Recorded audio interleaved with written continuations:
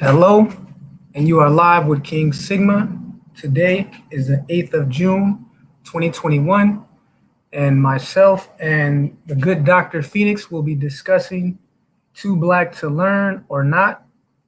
So I wanted to give Dr. Phoenix a moment to get his stuff together so he can join me on the panel. I was thinking that he'll join me for maybe 60 minutes, and then we can open up the panel if there's any questions for anyone in the chat if you want to join, but I definitely want to keep it to something like 90 minutes today. But I think the topic is a good one. I was on a panel earlier uploaded by Man of Tomorrow, and this discussion about business owners and employees was the topic. But ultimately, when you're talking about business, who's going to be the entrepreneurs, who's going to be the administrators, who's going to be the employers, this all falls back to education. And that can mean education in the schools. It can mean education on the job through apprenticeship or whatever. But ultimately, it's going to be determined by your skill development and your educational development. For some reason, this gets glossed over often. We just go from, hey, everyone should be a business owner, no one should be an employee, yada, yada. But at the end of the day, an economy can only have so many entrepreneurs, it can only have so many administrators, and it can only have so many employees. So there's a ceiling on that. But I want to focus more on the education piece today, because during COVID, the state of California trying to outmaneuver the U.S. Supreme Court in a coming case that we've discussed on this channel before. That case is the Harvard and the Ivy League schools versus Asian American education advocacy groups. So originally that case started about 2 years ago, and it's taken a while for that case to work its way through the American court system. But now that case is finally before the U.S. Supreme Court, and they will be making a decision on hearing the court next term, which begins in October and goes until June 2022 it'll be. And it's almost guaranteed that the U.S. Supreme Court will be taking the Asian Americans versus Harvard case next term. So I think it's important that we go through what the impact of that decision will be, and how you can respond to it, how you can respond in how you're going to educate your children, but ultimately how different states are going to respond to it. Because once it happens at the Supreme Court, that becomes the rule for everyone. And there's no higher ruling than the Supreme Court. But it's taken 2 years, and it just seems interesting that with all these things about Asian Americans seem to be at the forefront of the discussion since we entered 2021. So from the Asian hate conversation to now Asian Americans becoming about 8% of the US population, and now Asian Americans saying that they're being discriminated against by US schools. And there seems to be a lot of evidence that they are, that's been provided by the universities. But with that, I'll bring Doc Phoenix up and he can introduce himself, let us know what he's doing. And it's important to have him on here because he was one of the panelists when we had these discussions over a year ago. And now here we are, and that decision is coming down. And he is also one of 1,600 doctors or med students that are actually identify as black that are currently in medical school. So that's a very low number, 1,600, but that's what it is. There's about 1,600 black med students in the United States, and we'll kind of get more into the demographics of what's going on with in medicine as well, because that relates to the topic. So let me bring Doc Phoenix up. Hey, you there, Doc? Yes, how you doing? Hey, I'm Yes. good, bro. I wanted to give you a chance to, kind of speak on what you were speaking on that panel, because I know you came in very late, and I think that this is a great time for you to give your insights on a street level of what's going on at these universities right now, especially at the graduate level. So you got the mic, man. Okay, no, thank you for having me again, brother. Really appreciate it. So just a little briefly about myself. So I'm a graduate of the University of Wisconsin. My original major was in nursing. I was a critical care nurse. Um, I obviously got my bachelor's degree in nursing. I was also a McNair scholar, and I did quite a bit of basic science research while I was in undergrad and after undergrad prior to going to medical school. And so currently right now, second year med student, will be taking my will be taking my step one sometime this year actually. So but with that said, I guess where to start at.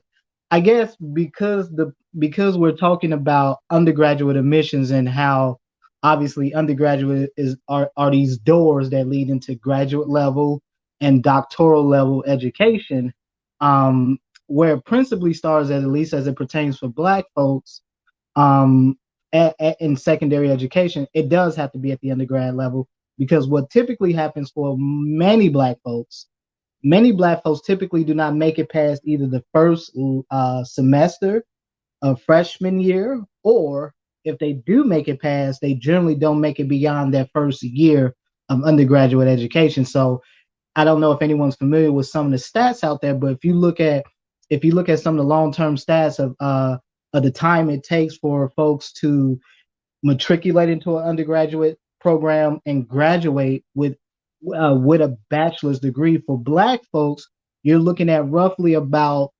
20% of all Black folks who go into a undergraduate program actually make it out of there within not 4 years, but you're looking at somewhere between 6 to 8 years in many respects.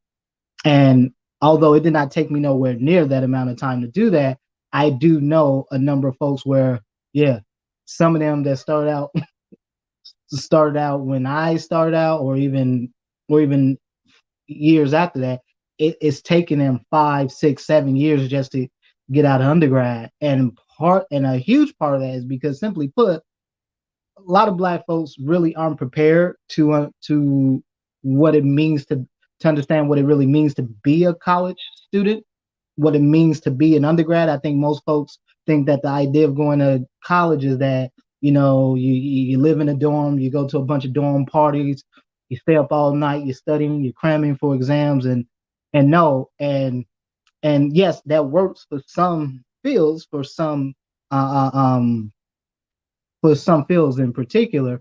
But when you're starting to look at careers, more long-term careers that actually take a considerable amount of planning, let's say going into medicine, going into engineering, that really takes more of a long-term, longitudinal approach. Because simply put, that the start that you have in that first year of undergrad really lays the foundation for whether or not you will continue to be successful, not just through undergrad, but if you're looking at going to graduate school and beyond. And so where most Black folks tend to falter at is usually in that first year. So Um, let me Go pause ahead, you brother. right there, Dr. Phoenix, and I wanted to read this super chat from the brother Bernard Riley. He says salute, and finally caught alive. Hey, salute to you, brother. You guys keep supporting Bernard Riley and what he's doing on this channel, one of the faster rising channels in this Black YouTube space. Appreciate you dropping in for this discussion, bro. You got it, Dr. Phoenix. Yeah, sorry. So yeah, when you're considering that, when you're looking at what happens and I can tell you from my personal experience. So uh, over at the Black Brain Trust a few times, I talked about me when I was in undergrad, how I was a McNair student. And when I went in McNair Scholar, excuse me, and everyone's not familiar with the McNair Scholars Program, if you go to McNair Scholars dot is it org or .com, I believe, it's the whole website. You can go there now if you would like to bring it up. Probably be a good thing, King Sigma. But if you go there, you basically what the McNair Scholar is it's a program. It's technically a post baccalaureate program, but you actually do it while you're still in undergrad before you graduate. And so the whole program is really a summer long intensive program of research. And so basically you learn the ins and outs of doing research, not necessarily at a collegiate level, like professional research. I'm talking about the kind of research that you will see in peer-reviewed journals, like journal like the New England Journal of Medicine, the American or JAMA, the Journal of American Medical Association, or psych or some of the or APA or something like that, the American Psychological Association. There's tons of these journals out there. But the point is that you learn the ins and outs of conducting research, writing a proper research paper. And why is this so important? Because this program, when I did it, this was the program that really set me up for where I'm at now. And and for many folks that's pretty much everyone that I've known that's gone through it, they went on to schools like University of Michigan, Penn. They went on to Johns Hopkins. They went on to great universities afterwards. Um, and so the point of doing this program for me was that in order for you to get into McNair, you actually have to, a professor has to sponsor you. So they have to agree to take you on as their mentee. And generally, the only way you can know a professor is, do you have a person, do you have a relationship with them? So typically, the only way you usually follow a lot of professors' radar, unless you're a good student, that mean, typically be a type student, students where the professor doesn't really have to worry about whether or not you're going to pass this course, or you one of those students where you get good grades, but you also, you're in their face, you're also asking questions, whatever the case may be. But the point is that when I did this, and it is a summer long program, and you're paid, arguably, it's not like you're gonna, it's not quite to the level where you picked up a summer job and you might have been making $25 an hour, whatever. It's not going to be quite to that level, but again, that's not the point. The point is that when I did the program sets you up for graduate school, because at the end of the program, you actually have to write a paper that gets reviewed. It gets reviewed by the McNair committee at your school. Also, too, you go through these constant revisions with whoever your mentor is for the program. And for some folks, if you're lucky enough, it might get published.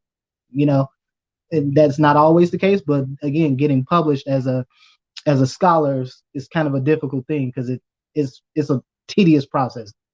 We can go into that some other time, but the point is that when I did the program, we didn't just focus on doing good, becoming good researchers and scholars, but it was also how I learned how to do a lot of interpersonal stuff, or where truth be told, I kind of had it because I was prior service, I was in the military. But for a lot of folks, if you're 20 years old, yeah, you're learning how to they're teaching you stuff, how to do elevator speeches. You're actually going to research conferences, and you're doing poster presentations. You're actually doing oral presentations. And so you're getting a good overview of what it's like to be a scholar, and what it's like to go to conferences and present your research, have people ask questions of you, being able to answer those questions and all of that. But most importantly is that you got to go on those tours to schools, and going on those tours actually let you meet the directors of programs up personally. You got a chance to meet directors of whether master's program, PhD programs, whatever. MD programs, whatever the case may have been. Yes. You got a chance to meet those folks up close and personal. You get a chance to have a conversation. See, And I'm so glad it you was have the tours part, because for me, that was the experience that opened my eyes the widest. So it was one thing, being in high school and kind of knowing indirectly people that attended college or whatever, but not actually having anyone in your own family that had graduated from a university. For me, it was playing sports, being exposed to the suburban high school environments, and then going on college tours during like before my senior year and during the fall of my senior year. That's what closed the deal for me, was actually going to the college campuses and being able to stay all night, and stay for the whole weekend at different universities, and having that experience as a college student. Because I actually, when I was going on my college tours, there were lots of college students there, and some of them I went on were actually still in the fall, because I was thinking about playing college football, but I decided to run track in college instead for part of my undergrad experience. But since I was into sports, I got to, go to these colleges, talk to student athletes, talk to the regular students, meet with professors. But I was there on campus attending regular classes just as an observer. So once I immersed myself in that experience, it was a done deal. Like, I knew I'm attending a university, no matter that my family is working class, trained, skilled people. For me, it was being in proximity to those students, seeing up close and personal. I didn't have to be there very long, just being there a couple days. And I said, this is like going to a different country from where I come from. You know what I'm saying? Grew up in the inner city. So I wanted that experience. And like you said, once you immerse yourself and you go on those tours, you start to make connections with people that you would never come in contact, depending on your background. I don't know. Do you come from I come from a working class background. Do you come from yeah, look, I grew up in Chicago, come from very working class family. My folks weren't college graduates and nothing like that. I was the first in my family to go to college, first in my family to graduate from college. So, my experience isn't a whole lot different from most Black folks. See, I want to stop there for a moment, because I want to bring up an article to show the audience, get them familiar with this case that is kind of the foundation of this conversation. So I'm going to bring up the case that's about to go before the Supreme Court, so those that are not aware of it can take some notes on it.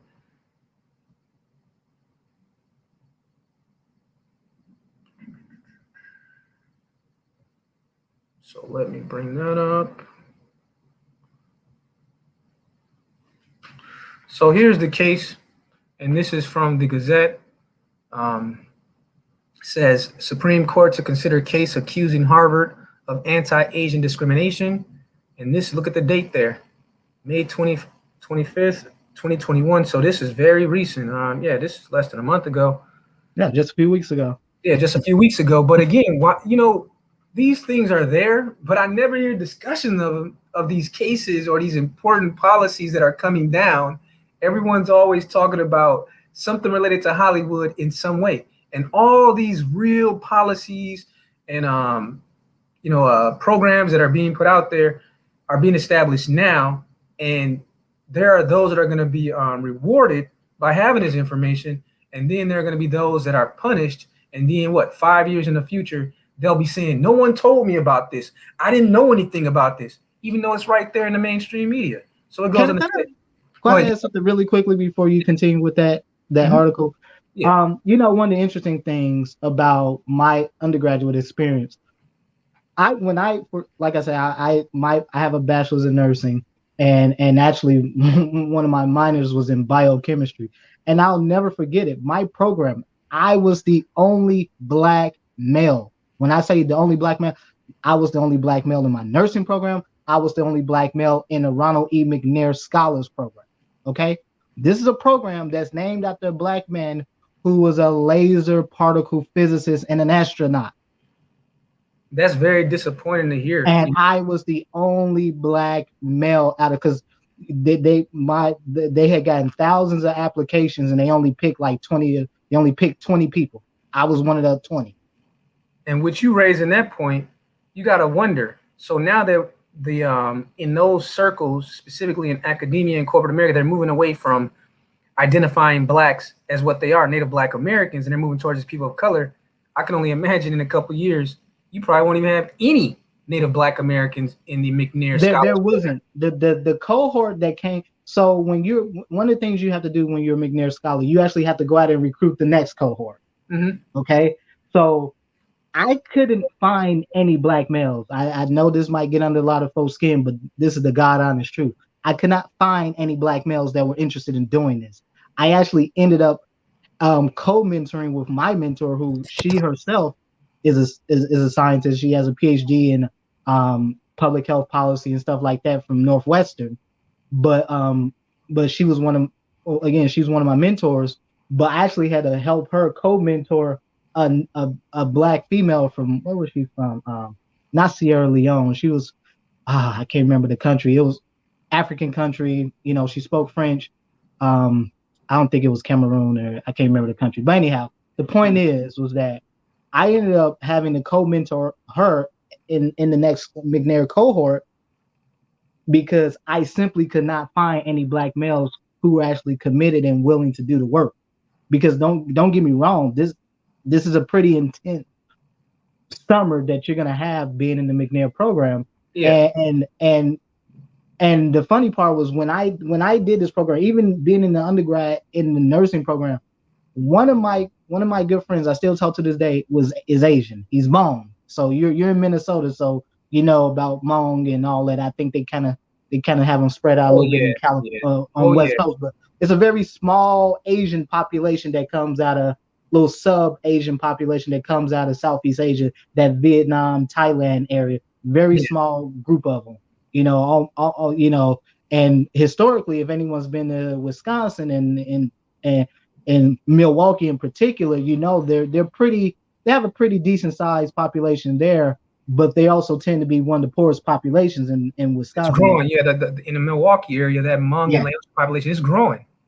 Because I remember, I don't know if you remember last summer when those dudes killed that Laotian chick.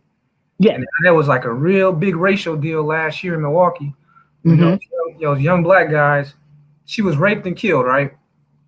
Did she die, or was it just, did she live? I don't remember the details. I say she might have was killed. Because if I remember correctly, if anyone remembers that incident, I think she died. So she was raped and killed, but she was definitely raped, and that was like a big issue last year. Because you know, with the election coming on, and then you got this black and Asian thing happen in Milwaukee. So I know exactly what you're talking about, but for some reason their population has grown pretty quietly over the last. It's not even just grown, brother. When I tell you their numbers exploded at the University of Wisconsin, I kid you not.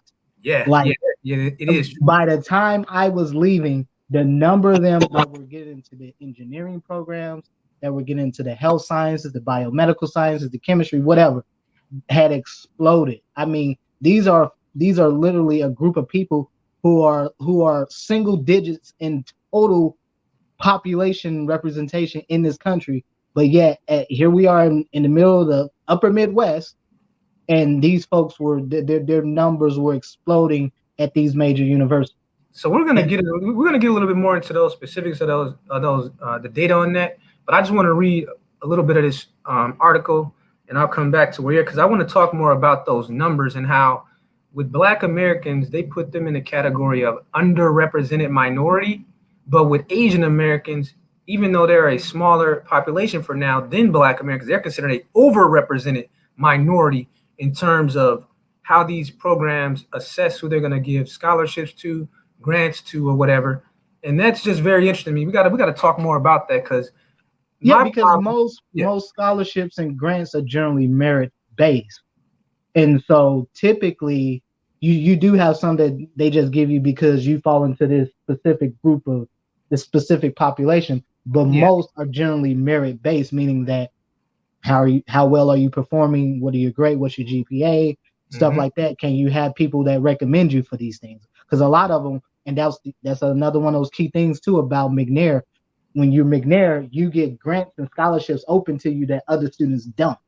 Yeah, and it used to be, because like what you're saying is that it used to be more need-based and race-based, but they moved to a merit-based format, mostly because of the rankings. Yeah, absolutely. Absolutely. This is how these schools maintain their rankings and the News and World History reports. Yeah. Although arguably, a lot of folks don't like it because typically schools pay to get on there, but But that's hey, you got to it is adjust what to it the is. game. So let me just go ahead and introduce this case. The Supreme Court will consider taking up a case this week in which a student advocacy group is accusing Harvard University of anti-Asian discrimination in its admissions process. Students for Fair Admissions, a conservative advocacy group, appealed to the High Court in February after the U.S. Court of Appeals for the First Circuit ruled that Harvard does not discriminate. The group originally sued the university in 2014. So, wow, this case actually is 7 years old. I thought it was only like 2 or 3. It says claiming that the school violates Title VI of the Civil Rights Act by holding Asian students to different standards. These included judging Asians on the basis of likability, courage, and kindness rather than academic performance for admissions. So I'll just leave that there. Well, it says in the group's petition to the Supreme Court, attorneys for students for fair admissions called Harvard's conduct toward prospective Asian students appalling. The group asked the court to overturn Grutter v. Bollinger, a 2003 case that found that college can factor race into the admissions process. So that's what I want to focus this conversation on, is that last piece right there, and how that has kind of been the policy the last 20 years, where it had moved from quotas, like in the 80s and 90s, it was okay to do quotas. But eventually the Supreme Court said, no, we're not going to do quotas anymore. We've given these blacks enough time to catch up to the rest of the country. And remember, so coming out of that civil rights era, we didn't have this big population of Asians. I think like in the 60s, we're talking like 1% of the population or something, right? And we didn't have this big population of Latinos that we have today. So basically what the Supreme Court said in 2003 is that we've given this group called Native Black Americans 40 years to figure things out and try to catch up to the white population. But at the same time, while they were still allowing, things like quotas and more of an emphasis on race as a factor, these populations were growing, even though blacks still had this program in place. But the Supreme Court in 2003 said, hey, we've given you enough time. We're going to minimize and start to take the race out of schools as a factor, because they were saying that in that case. They said that there's still some systematic racism here.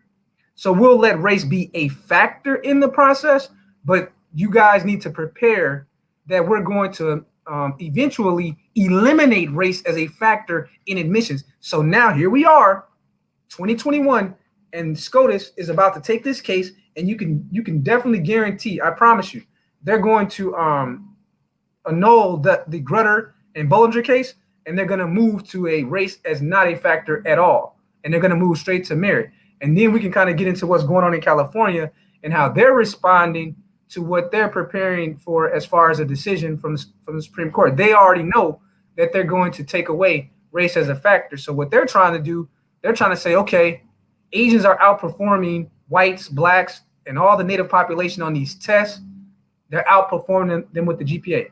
The best thing we can do to help the lowest performing students, which are blacks, Latinos, and Native Americans, we're going to take out the standardized test. And that's going to create a whole bunch of problems. But we can get into that a little bit later. So you got the mic back, Phoenix.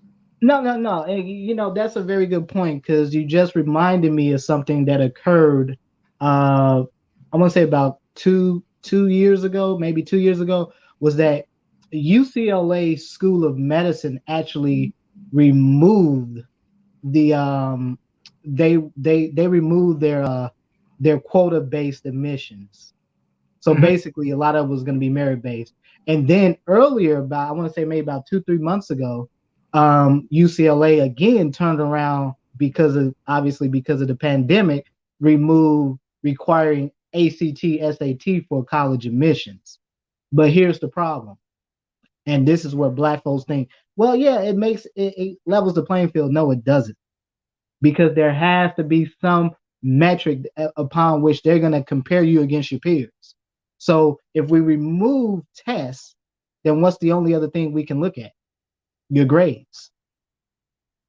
We can look at your grades, and then we're going to look at what do you do? What do you do in your free time? Are you involved in community activities? What do you do? And that's something where a lot of black folks falter at, is those soft skills. See, and that's where I saw this is going to be very problematic on two levels. One, it punishes those like yourself that get into a grad school program that's very difficult to get into, it punishes you, and it places a stigma on the high performing non-whites and non-Asians, specifically blacks. That's what I don't hear any pushback from that standpoint. If Dr. Phoenix can perform at a high enough level to compete with the Asian and the white students, we should double reward him instead of double punishing him, because you end up getting punished even more when they try to lower the standards for the underperforming blacks. Because what is this? Okay, so let's say it takes a 30 to get into medical school. And let's say the average test taker gets a 15. But to actually get into a prestigious medical school, let's say you need to score over a 25. Dr. Phoenix scores over a 25.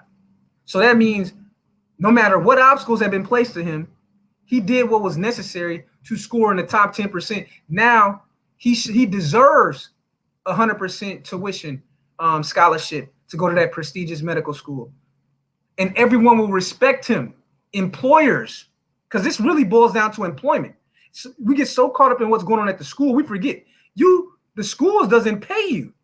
You're going to have to go out into the workforce and find an employer that believes in your skill set and in your academic success and hire you and pay you. So if they start to believe, well, we can't trust the black students coming out of California because they were given an advantage because they're perceived as too dumb to compete with first generation Americans. I find that very insulting that you would allow these white administrators to say to you and your black children, these new immigrants and these first generation Americans, they are smarter than you, and it's not your fault that you're dumb. So what we're going to do, we're going to punish them for their work and their efforts, even though they're first generation.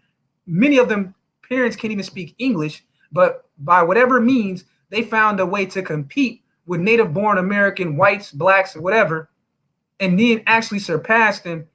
So the black competitor that can compete, instead of highlighting him or her, or instead of promoting him or her and giving them the resources they need to continue to compete, no, we're going to focus our resources on the bottom, the ones that don't compete, instead of highlighting the ones that do compete, talking to a Dr. Phoenix and those like him that were able to beat those tests and to seize and find out, how did you do it? What was the process that you worked through? What method did you use to be able to compete with these Asians? Because as far as these white administrators are telling everyone, you black boys especially are dumb.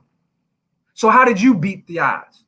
And trying to replicate that formula. Instead, they say, let's lower the standards and let's punish the successful ones. That just, it doesn't make any sense, because again, this is one of the reasons why when you look at the med school stats for black students versus black doctors, why there's a small gap. It's not a big gap, but it's a small gap between the amount of blacks that are in medical school versus those that actually end up being employed. And this unintended consequence is due to the lowering standards and creating a stigma around black graduates. And then the employer at these hospitals will say, well, you went to such and such school. We know that they have a quota program in place, low key. Well, they let in blacks that are underperformers. And when we put them in these jobs, they underperform. And that's why there's a small gap. You got it. No, you bring up something interesting. And what you're saying, that's why it's critically important for someone like, when you're in professional programs like a medical school, for example, where when you're a student, when you're a medical student and you're going through clinical rotations, you're having to get graded by doctors. They're actually judging your performance, grading your performance. And two, they're going to be the ones writing those letters of recommendation when you go to apply for those residency programs. And so if you haven't been able to one perform, and two, demonstrate you have at least gotten a mastery of doing something like a basic history, taking a basic physical history, doing a basic physical exam, whatever the case may be, recommending treatment, stuff like that, again, you have to, there's always a burden of performance here, no matter what. And it's not just for medical students, it's for any profession, whether you're looking at lawyers, engineers, you're looking at nurses, whatever, doctorally educated nurses, because some of the most competitive programs I've seen out there, believe it or not, actually doctoral programs for nursing. Some of the most competitive ones that I've seen, yeah, highly competitive at top tier Ivy League schools. And the problem is that for a lot of folks, for many black folks have not mastered this ability. How did I do it? I tell you how I did it. When I got out of the military, I went straight to community college. I did my bare, I did my general ed, just nothing but my general ed. I did all of that at a community college in Chicago. And so, and by the time I decided to apply for a 4-year program, I was already good. You And know, I you walked in there, there's I a had the lot. grades, and you bring up something interesting about meeting this burden and sort of performance, because I think part of performance is what a lot of black folks don't understand. It's not just about grades. A lot of it are your soft skills. Can you communicate well? Can you talk to other people well? Can you relate to other people well? Especially when you start talking about going into professions like the medical professions, nursing, whatever. You go into a lot of professions where you're actually having to interact with people every single day. You're having to interact with not just patients, but families, spouses, wives, husbands, whatever. And so you have to have, there has to be a certain level of interpersonal communication and skills that you have to have in order to be effective at your given profession. And this is true whether you work in a boardroom, you know, you're working in, you know, you're working in C-suite, you're working in boardroom, whatever the case may be. This is where so many black folks falter. Now, when we're talking about the academic component, part of the reason the academic component has been such a net negative for black folks is simply that it comes really down to one thing: is discipline. It really is. Okay. Most black folks go to college and they do not study. They think college is playtime. They think it's time to go to frat parties, go to sorority parties, get turned up, do whatever it is you think the college experience is. Do everything but graduate. But the brother Yes. Struggles 668, appreciate the support. He says, I have to donate to you all because if it was foolishness, you would get more donations. So I cannot just let this knowledge slip by without paying. And we appreciate you, Snuggles. And I saw that you had another question. You were asking about the IQ. And I know that the IQ is a controversial topic, but I guess we can kind of work through that and how that relates to everything that we're talking about. By, you know, we can look at that IQ scale and we can kind of talk about it. So I'll bring up that scale for you guys. Yeah, and let me just continue this You really got it. quickly, because about the discipline thing, and I you know, when I talked about being a McNair scholar, this doesn't matter what kind of scholar you are, whether you're a Rhodes Scholar, a Fulbright Scholar, whatever. Again, people don't get to those levels without some inherent level of discipline. You have to be willing to sacrifice that personal time. Are you willing to give up your Saturday nights to study for the MCAT? Are you willing to give up your Saturday nights to study for the GRE or for the LSAT? Not Okay. easy, brother. It is not an easy thing. No, it isn't easy. No, it's not easy. Not when you're in your 20s and your friends are going off to Miami for spring break, and you're saying like, "Damn, do I really want to go study? I really want to go study, go study the gluconeogenesis. Do I really want to go study the mechanisms of that? No." No, and then most people wouldn't admit what you just said, and I think that's why we can't make progress on this conversation and always reverse back to the racial aspect instead of the actual work aspect, because people don't want to honestly admit that they're just too lazy to do the work. And I can tell you, because I studied for the LSAT and I succeeded and I scored in the top 15% on the LSAT, and I really haven't shared how much I went through to do that. I gave up. I was working a regular full-time job, and I gave up my evenings for like 3 months because I had a set schedule where I would work my regular job, then I would, you know, go get something to eat, and I would go straight to the library because I couldn't study at home, because I found that if I ever studied at home, automatically I'm going to end up doing something else, taking calls, getting caught up in something else, or going doing something else. So for me, I had a schedule where I went to the library for a certain amount of time, just doing like, you know, the preparatory reading. And then I had certain days set up where I turned off my phone went to the library because they had like those little, those quiet rooms you can rent out. Yes. And I would go in there with my timer and I would take the actual standard test that you can buy. So you can get the little booklets with the actual test, timed it, everything. And I did that. And I made that sacrifice and I was rewarded for that. So I know that it's way more has to do with discipline and how much you really want to achieve the goal. Most people, they play into all these victim games, but they know deep inside that the truth is a lot of the reason why they're not succeeding is because they're not doing the work. They don't want to do the work. They want to just be given to them. And that's the truth. But I got this IQ score range up here for Snuggles, and you can kind of tell me what you think about it, Phoenix. But basically, it says that those above a 130 are considered very gifted. That's 2.1% of the population. Those between 121 and 130 are considered gifted, 6.4% of the population. So basically, about 8% of the population is above 120 IQ. Then we move to the two or the three largest groups would be 111 to 120 above average intelligence. That's around 15.7%. Then average intelligence is considered 90 to 110, 51.6%. So that's where the biggest group is considered average intelligence to above average intelligence.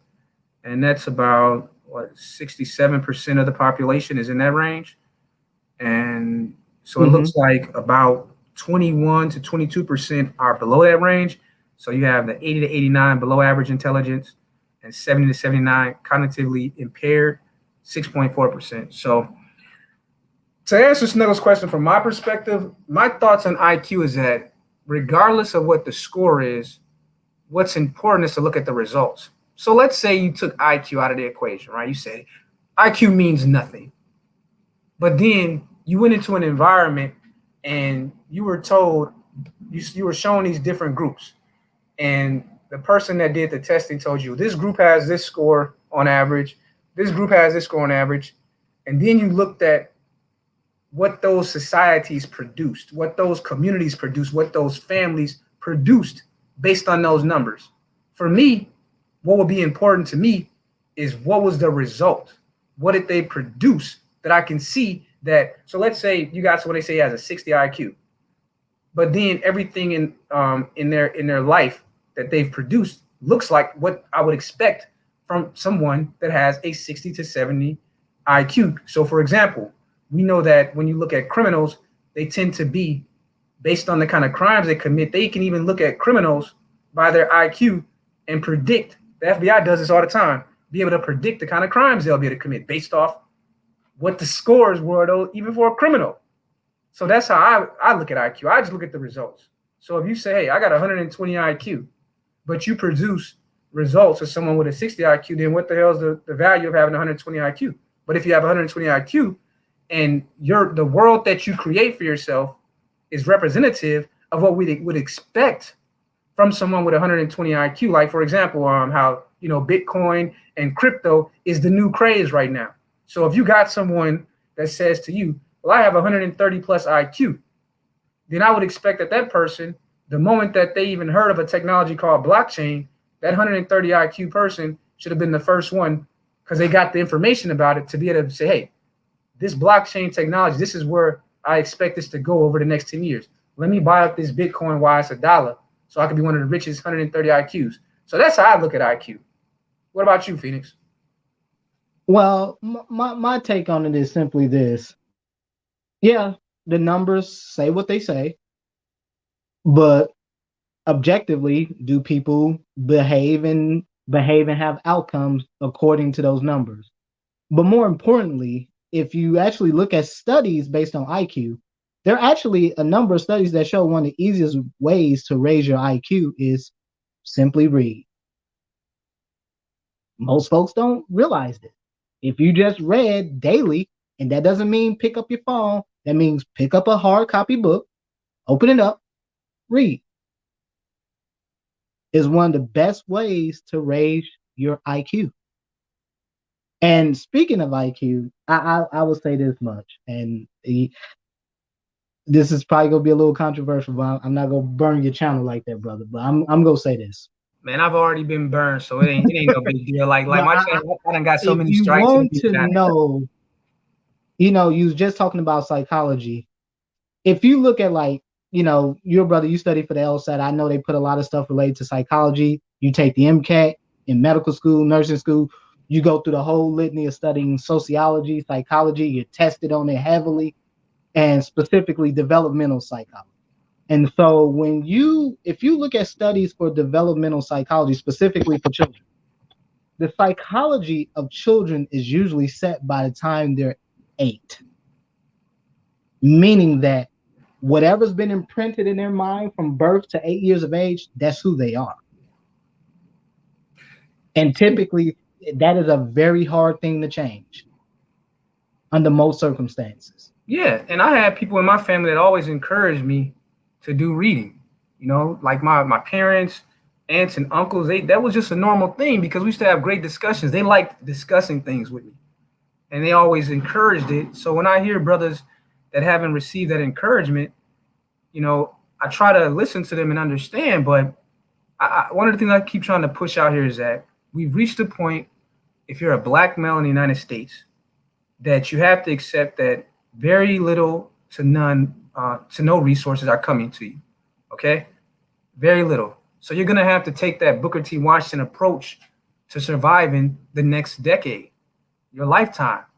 Because if you're not going to do it, don't expect anyone to come and help you do it at all. There's no trend or no narrative being pushed right now by mainstream institutions to encourage black men and black boys to improve their lives and to compete more. There are no programs that I'm aware of that are nationally talked about. You don't hear on like CNN them talking about black men like that. You know what I mean? Like when you turn on CNN, Fox News, or any of these networks, I rarely hear them talking about what's going on with black men in the workforce or what's going on with them in schooling and in their households.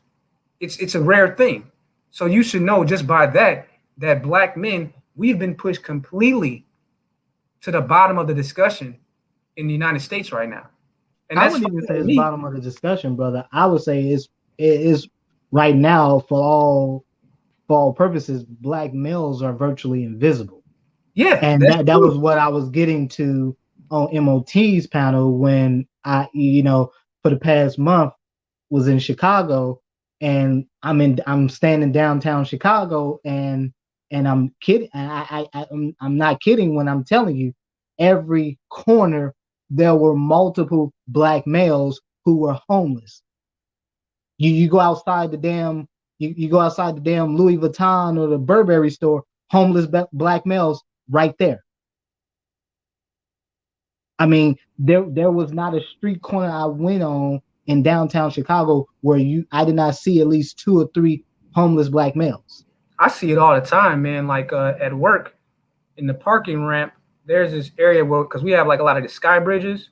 I'm sure you've seen those, the little the bridges that's used to walk in the skyway. Like the Twin Cities, a family here actually created the skyway system because of the cold weather here. But Mm-hmm. often our skyways are connected to our workplaces and the parking ramps, and there's always a bunch of homeless people in there. I always see like young black guys. I'm looking at the situation. I'm like, these are young black guys that are 18 to like 25, and they're always in the skyways, and they're begging for, hey, can I get some change? I hear it all the time. Hey, brother, can I get some change? Can I get $1? And these are And dudes that that by far is probably the most invisible population of black males are those young adults, the early adults, the late teens, early to mid 20s.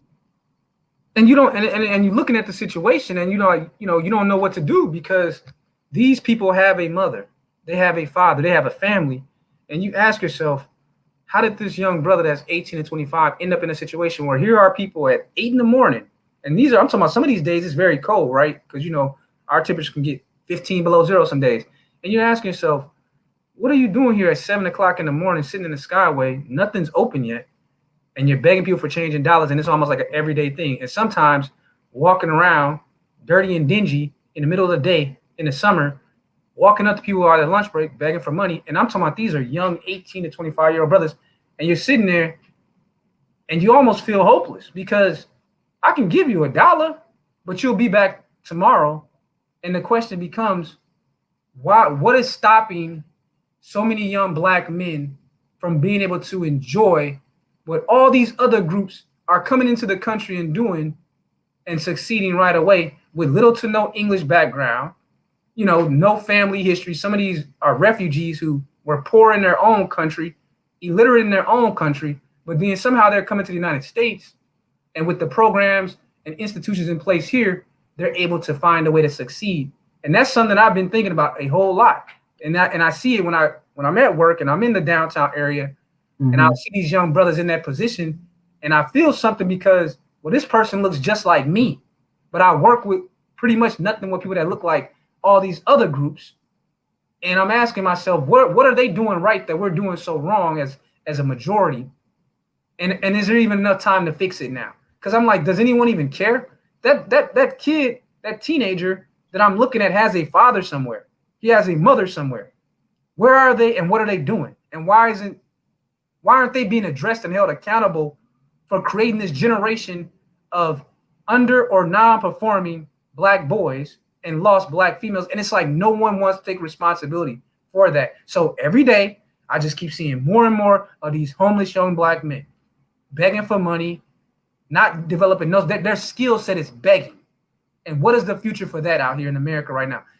Like, how do you not take any offense to being a native black American, knowing that your people have been here for 26 plus generations or more, and you seeing these new immigrants coming in, and they're actually in a position because of the economics that are going on, they have a job that you should have been able to get as well, but you, for whatever reason, didn't put in the work and do what you need to do. Now they're walking around, first generation, parents don't speak English, and they're looking down on you.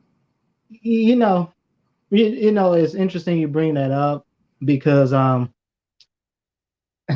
used to live on the north side of Chicago, and I used to live in both Lakeview and Lincoln Park. So anyone who's familiar with Chicago know that those are two of the most expensive neighborhoods in the city. Some of the most expensive neighborhoods in the goddamn country.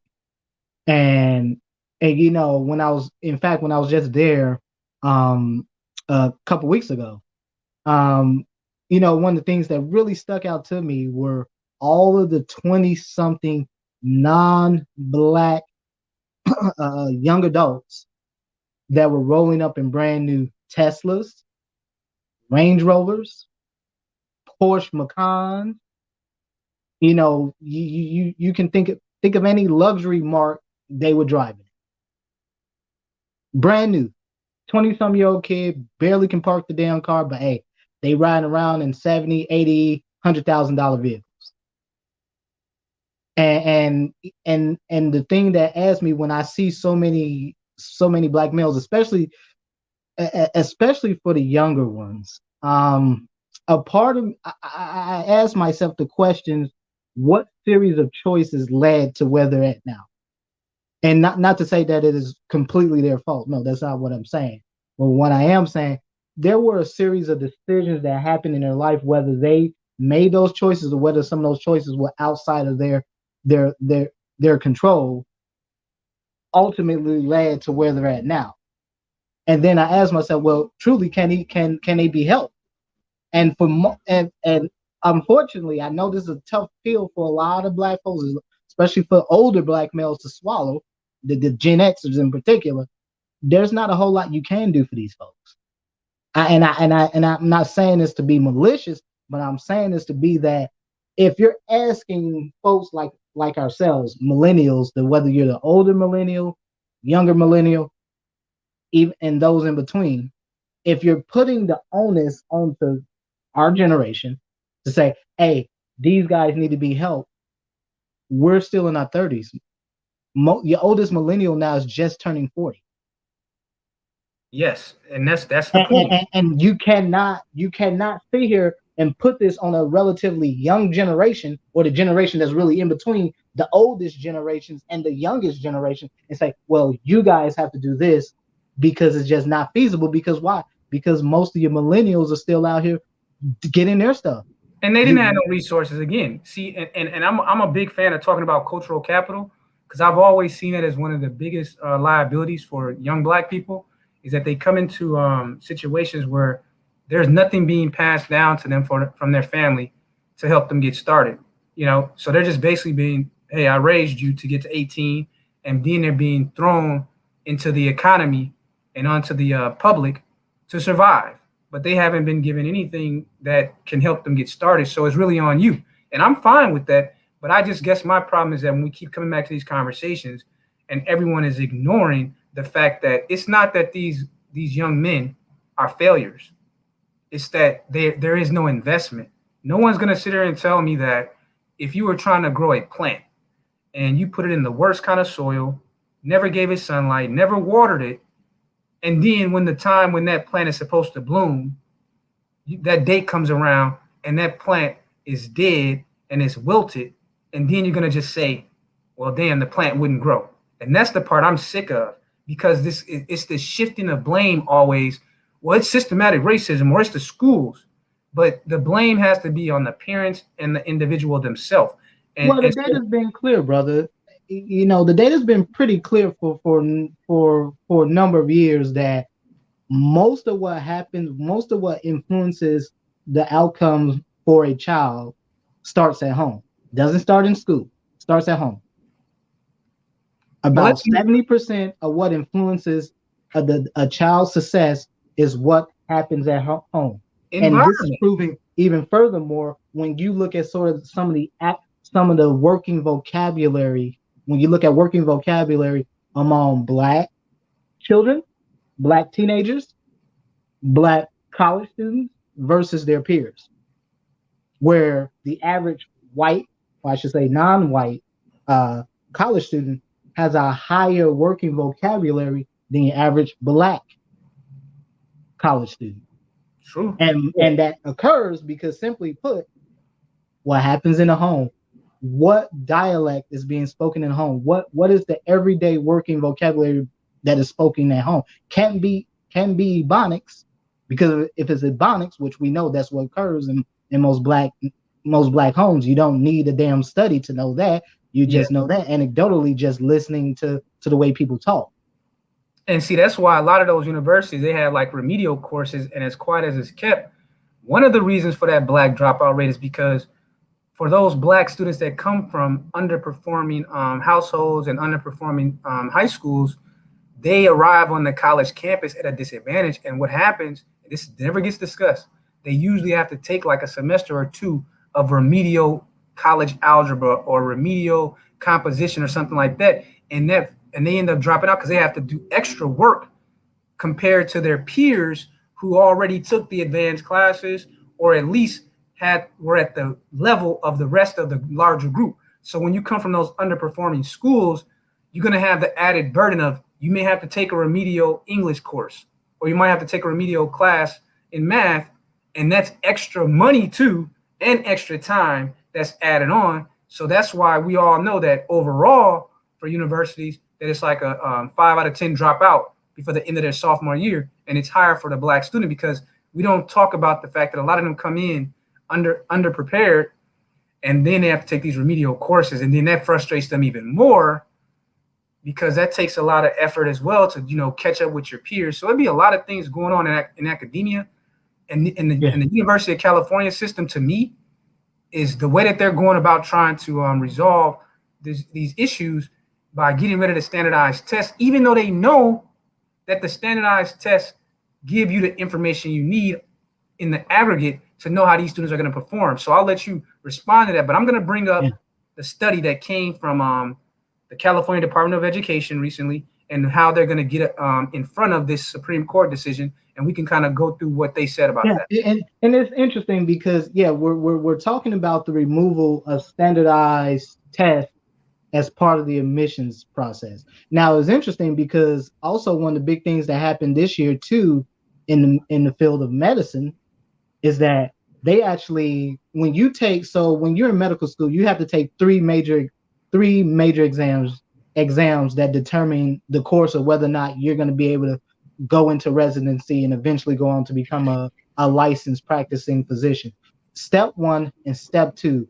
Now, step 2 was broken into 2 parts, CK and CS. So CK is clinical knowledge, CS is clinical skills. So you take CK and CS typically in your in between your third and fourth years of medical school. Now, what happened is two things. One, for step one, which you take at the end of your first 2 years of medical school, um, they actually removed the numerical value that you used to be scored on. So it went from a 3-digit numerical value to just a pass or fail system. Yes. And well, you're then, gonna like this one, Doc Phoenix. You're gonna like this yeah, report, man. and, You're gonna and like then two, for step two, they actually got rid of the clinical skills. So they got rid of CS. So instead of you taking two-part step two USMLE, you only take a one part, which is clinical knowledge. And that one is purely based on what you learn during your clinical rotations and stuff like that.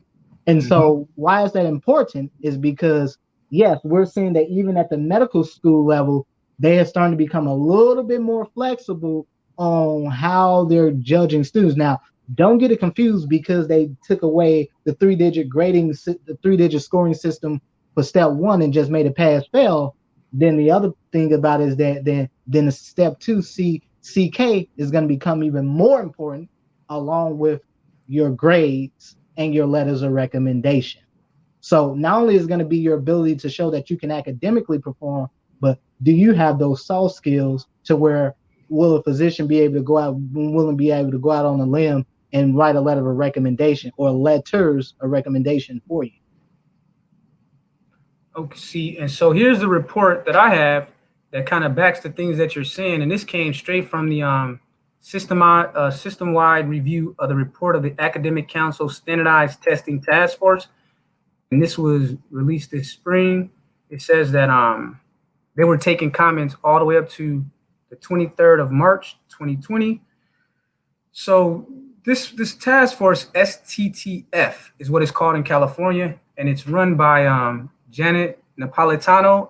She was some kind of secretary for either Barack Obama or either Trump. One of them. I don't remember which one, but I know that she worked. It was Barack Obama. Okay. So she worked. I think she his Homeland Security. She might have been a Homeland Security secretary if I remember correctly under Obama. I think that's who she was. But yeah, she was one of Obama secretaries. I can't remember which one. Okay, yeah, so she did work for Barack Obama. So now what has happened, she's been in charge of the University of California's system of schools. And she was the one that's trying to get out ahead of the Supreme Court on his decision that's coming next year. So I was just going to kind of, look at some of the highlights of this report for the audience. So there were certain questions that the STTF asked for this report. And one of them was, how well do UC's current standardized testing practices assess entering high school students for UC readiness? How well do UC current standardized testing practices predict student success in the context of its comprehensive review process?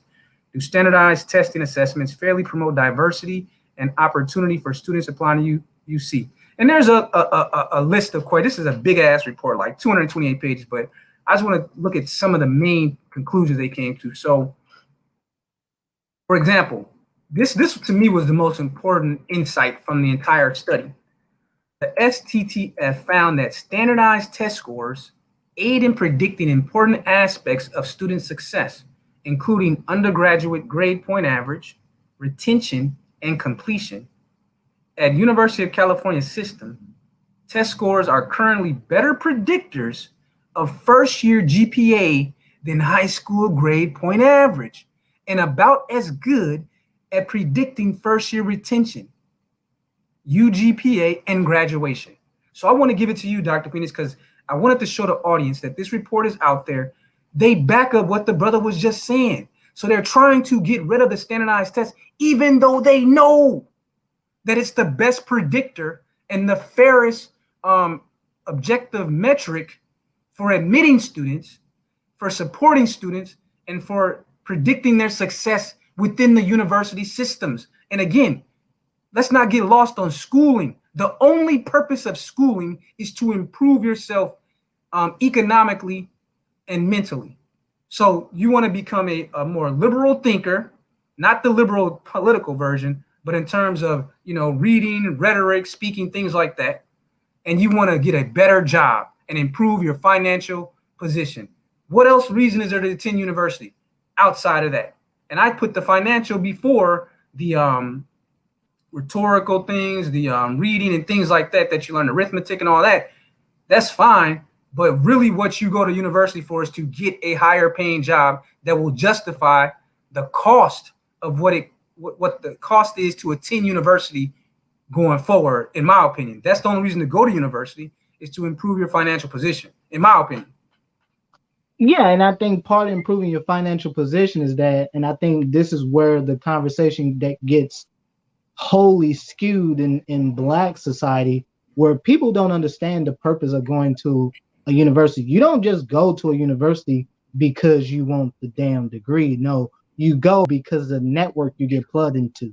I got into this not just because I was a good student. I got into this because I had a whole bunch of damn connections. Okay? And I got those connections because I was ultimately a good student.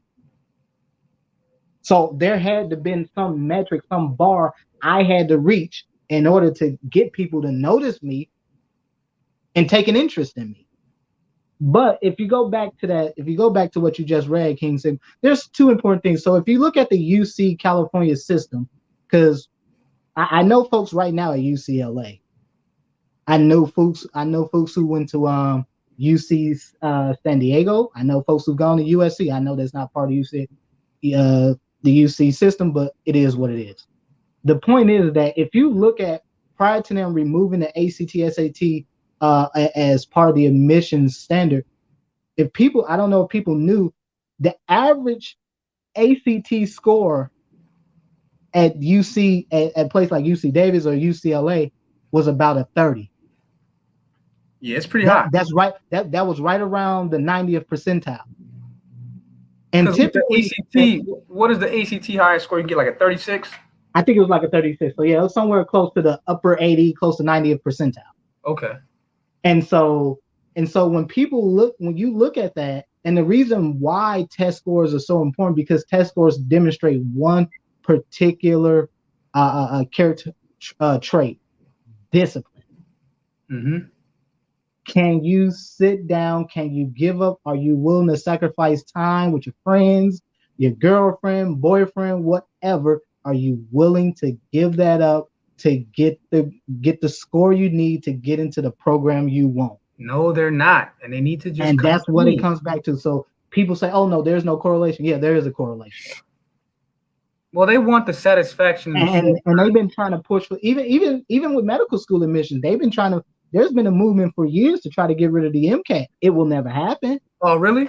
Oh yeah, they've been trying to get rid of it. There's been sort of this undercurrent movement for years to try to get rid of the MCAT. It will never happen, and it will never happen. It's a bad decision. It's a bad decision for this fact, because okay, do you want someone performing surgery on you that you don't trust, that can pass those tests, that can do the work that the experts in that field have determined need to be done? If they're not able to pass those tests that are given to them by the doctors that are impactful in those fields, why would you trust someone like that to operate on your heart or on your lung, or to amputate your leg or something like that? I want the people to work on my body and my health that have proven that they can perform at the highest levels. And so we can kind of make that shift to your career field, because I want to make that shift now.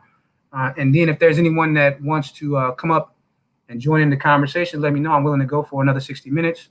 Got any questions for Dr. Phoenix or just the topic in general? But, when you look at Dr. Phoenix's field, like I said earlier, right now, there's only 1,600 Black med students out of a population of Black Americans between 36 to 40 million. However you guys want to look at the numbers, if you want to keep just 8 out of the population, or you want to add the immigrants, but whatever the case is, that represents like 7% of med students. So so Black American families are underperforming and producing enough Black med students. And that's odd, because that generation that would be the parents of what is today's med students, I thought they grew up watching the Cosby Show, and that was about a Black doctor and a Black female attorney and all that. So you would have thought and then that was when Johnny Cochran. So the generation of parents whose children are in the age range of your average medical student, you would think that would be the generation, growing up with Johnny Cochran and all that, and with the Cosbys being on TV, that they would have been the generation to raise this big group of Black doctors, because we're always talking about Black Americans as an underrepresented minority group in these professions and in the schools. But that's so problematic to me, because if there's any minority group in America that should be overrepresented, it's us. Why are we simply just trying to match our percentages in the population of around 12% versus, surpassing our percentage, doubling our percentage? Why aren't we striving to be 30% of doctors or 30% of lawyers? Just how, Jewish population strives to be at the top of their fields, even though they're only 6% of the, or no, like 3% of the population probably or less, but they try to overperform and be overrepresented in the white collar fields, banking and things like that. They don't say, well, we're only 3% of the population. We want to match ourselves 3% in these different fields. No, we're going to be 3% of the population and be 80% of the directors in Hollywood. You see what I'm saying? 80% of the CEOs on Wall Street. That's how they're thinking. So you look at the Indian Americans, who is a newer group than, in terms of their population. They are only 1% of the US population, but yet 12,000 medical students are Indian Americans. 5% of the doctors are Indian Americans. So I'll give it to you. This is your field. This is your topic, Dr. Phoenix. So I'm gonna give it to you there with that information that 12,000 medical students are Indian American background, and 5% of the workforce for doctors are Indian Americans. So they're overperforming by a factor of 5. Well, here's the thing. Now, I will say this much because I saw some of the comments in the chat. I'll say this much. Now, when it comes to physician education, now initially taking the MCAT, can a good argument be made for why the MCAT shouldn't be allowed? Yeah, I think there's actually a pretty damn good argument that can be made. Because here's the problem. All the subjects you study for that you study for the MCAT, you have to repeat them anyway in medical school. You go more in depth, but you have to ultimately repeat them anyway. So yes, you're not going to be, even at the time of taking the MCAT, no, are you going to know a little bit about everything? No, because the MCAT is arguably termed as the test that's a mile wide and an inch deep. And simply you have to know a little bit about everything, but it's just really at the surface. And so, yes, while testing, some people could argue that, testing the MCAT is a bit antiquated, and in some respects it is, which is why parts of it was changed about 5-6 years ago. But with that said, there's a whole lot more to becoming a physician than taking an MCAT or passing your step 1 or step 2. No, you actually have to take another step exam when you're a resident. And then that determines whether or not you can continue to be a resident and then eventually go on to become a practicing doctor. Now, here's the thing. Now, depending on what your specialty is, you also have to take a board certification exam. So let's say you're internal medicine, you actually have to take it. You have to take a board certification for IM, or a board certification for plastic surgery, orthopedic surgery, general surgery, family medicine, hematology, oncology, cardiology, whatever, genetics, whatever. There's also furthermore a board certification, and when you're actually a resident, there's all these little metrics you have to meet during residency, where you're doing more exams, where you're being tested even more. So there's a whole bunch of exams that you take all through the process, besides those standardized ones that also determine that also is reflects on your ability. Have you mastered the material? Have you mastered some of those basic things that a physician, whatever your specialty is, needs to know? And so, yeah, so can a good argument be made for the MCAT being antiquated? Yeah, it can. But at the end of the day, it's never going to go away, because there has to be some objective measure. Because if it went on grades alone, I tell you right now, Black folks will still be losing. Okay, but Dr. Phoenix, here's my problem with it. Even if you want to get rid of the test, I still got to have the question answered. Why are these first generation Americans, new Americans, outperforming the native population of America, whites included? See, that's the part that doesn't make sense. I think when you live and no, and you and I was gonna answer that, and I think what a lot of Black folks haven't really figured out yet, when you're used to not having something, can you imagine having grown up in some country where education was really something for the wealthy, where it just wasn't something that's just readily available to you, where it was just literally something. In many countries, you have to pay to go to school. Yeah. A lot of Black folks don't understand that. See, here in America, everything is just kind of given to you, so you always have access of it. You always have everything in access. And so when you meet folks who come from these other countries where, yeah, education is usually reserved for wealthier folks. Going to college was reserved for wealthier individuals.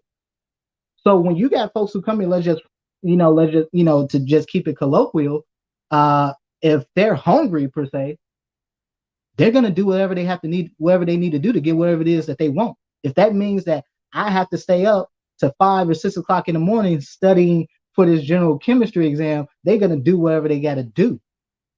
And this bears out too when you look at studies that have been done about the amount of time that college students spend studying. Black folks, surprise, surprise, spend the least amount of time studying. Black college students spend the least amount of time studying versus everyone else. Black college students spend maybe an hour. Your average student is spending more like 2 to 3 hours. So what do you make of the fact that Napolitano knows all this information that we're saying and you're saying? They showed it in their own report that they know that those tests predict performance better than any other indicator. And I know you mentioned earlier about how the GPA thing, that can be easily manipulated.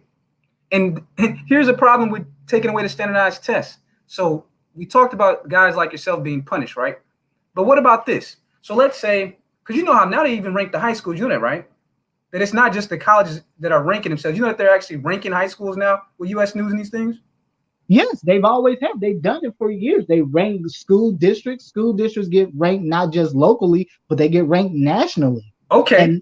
So here's the problem. So let's take a student, for example. Let's take a student that wants to be the next Doc Phoenix. So one student goes to a school that's so low performing that they can't even be ranked. They're unranked, but they're a high achiever. And in their school, they're a 4.0 GPA type person. But and if they in a standardized test model, they can go prove themselves against all their peers across the globe and sit down for that standardized test and knock it out the box. Now you're taking that option away. So now what you have, so now you got, because you know a lot of these schools recruit in China, Japan, Korea, and all these places now. Now you got students from everywhere on the globe trying to get into limited university seats within the United States. So now you say, okay, young Doc Phoenix, he had a 4.0, but he went to an unranked school who is known for underperforming. And then you got another person from China. We don't know nothing about their school rankings or whatever, but they still have their own internal standardized testing process that they're not going to eliminate. Then you got some white student, out there in Long Island or something like that, and they went to one of these top ranked American schools, but now the standardized metric is not there. All these students have a 4.0, but the seats are limited. How is that fixing the problem instead of making it worse? I don't understand. No, and you're right, and this is why standardized exams have to exist. And you bring up a very interesting point. See, what happens a lot of times, if you look at universities, and certainly when you start to look at graduate programs, professional programs, engineering, law school, medical school, whatever. Those courses, and medical schools are notorious for this. Medical schools do not accept courses from folks. Generally, let me rephrase that. Most of your high tier medical schools tend to not accept or look at applicants who have courses that they took at, for example, at a community college. So why? Because they know at lower schools, at lower performing schools, there's a tendency for grade inflation. And this is why standardized exams are important, is why they will always be there. Exactly. So because you have a lot of grade inflation. Look, and this is true. If you go to any 4-year university, I tell you right now, you take a science course, a math course, or whatever at any 4-year university, there's a huge curve. Now you're gonna always have students that break the curve, but there's a huge curve. Why? Because if they actually graded it as is, most folks, the vast majority of people will fail. But where's the black pride though? What happened to black pride? If you would have told two generations ago, that generation that came out of the civil rights movement, if you would have said to them that your kids can't perform and you supposed to take that as a badge of honor, don't be don't be ashamed that you're raising 7 out of 10 black children that are considered academically deficient and retarded. Take pride in it. Take pride in the fact that your boys and girls are underperforming. Take Well, there's pride been in a the fact, that's the part that throws me off, Phoenix, is what I'm saying is that yeah this attempt to make it a noble thing to be a non-competitive to be ignorant. individual and group out here. That's the part that irks me about the California system, because they're saying we know these tests can be beaten, and we know that if you put in the work, you can perform highly. But since these students won't do what Dr. Phoenix said and prep themselves, and the parents won't be there and to work them, we're gonna make it a glorified thing to be a failure. But Dr. Phoenix, before you respond, let me go ahead and get Hood Service on here, and then you guys could take the mic for the next 5 minutes, and I'll just kind of sit back and listen. No, I just go take a couple of notes. There's a couple of things I did want to say. You got it, Hood Servitive after Phoenix is done. You got it, man.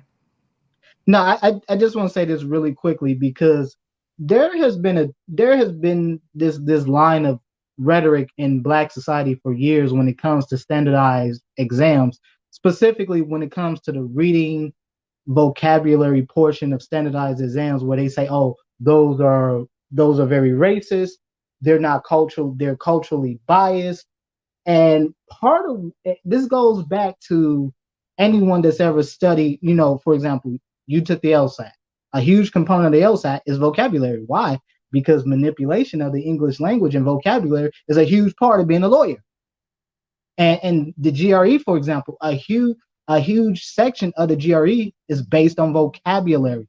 Do you know what this word is? Do you know what it means? Do you know the context in which it's used? Why? Because when you're in graduate or doctoral programs, you're going to do a lot of damn writing, a lot of writing.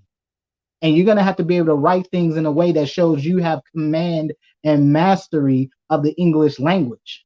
So you're going to have to use jargon and words that don't get used by the layperson. And unfortunately, most of your vocabulary, what people learn as their working vocabulary, most of that is set in during childhood. And then obviously as you move into your adolescent years, a lot of it gets forged through those social networks you have. And so again, if you're somebody that grew up in the hood, got a lot of friends from the hood, the collective vocabulary is not going to be sufficient, at least sufficient enough where if you were presented with words that you didn't know, that could you really ascertain the meaning just by the way it's used in a given sentence.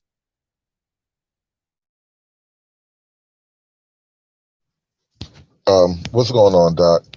I think a lot of this stuff started, well, it started a long, long time ago, but I think what we should pay attention to right now is these buzzwords like diversity and equity, because a lot of what's being done to the effect of basically dumbing down the populace and, the Black male population specifically has been done under the guise of things like diversity. I mean, you're talking about language issues.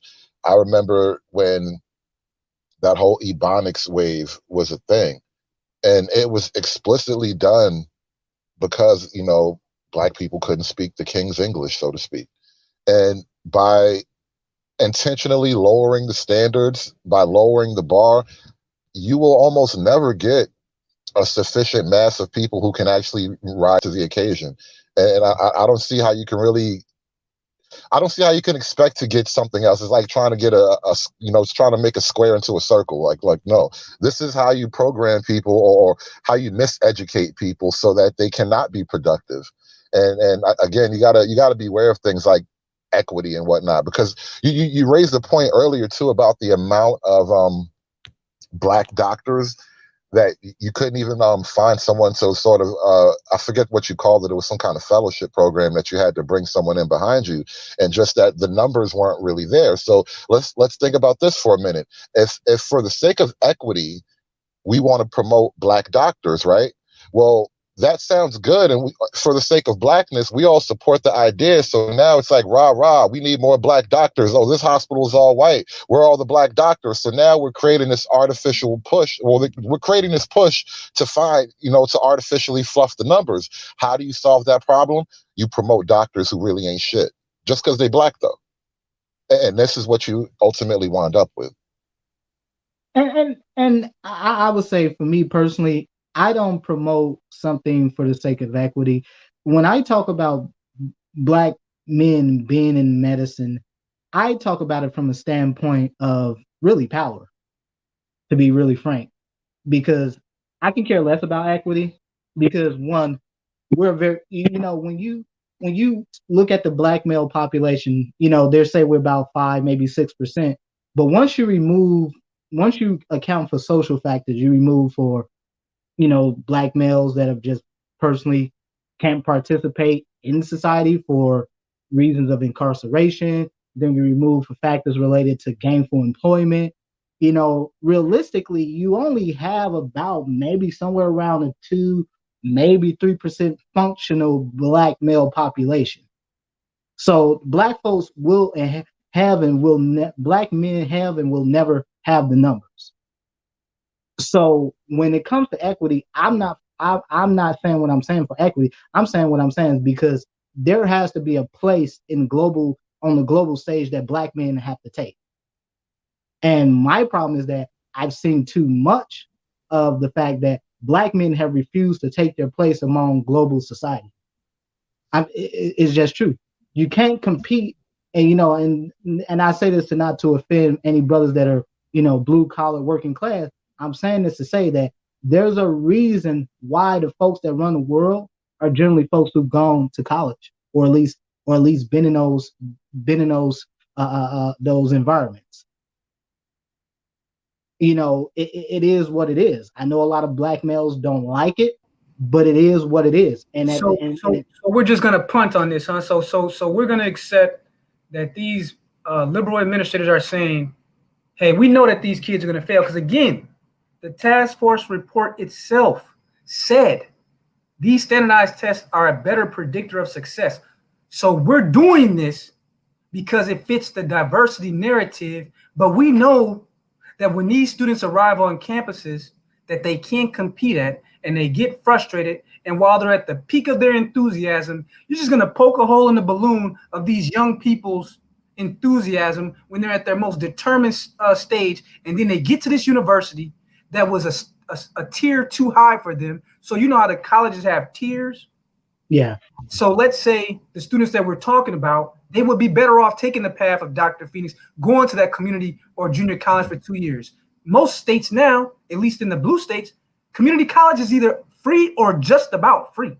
So they can get all their basic courses in during that 1 or 2 years that they're there, save a lot of money, and now they're prepared to attend a higher tier university. So no, for this diversity illusion, we're going to get rid of the standardized test and create more problems. And then the victim ends up being these students, because the price of university isn't going down.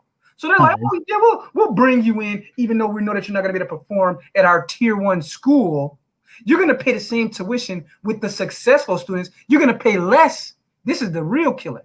You're going to pay less than the Indian American who got in through the merit system, while you're paying for them to attend the university.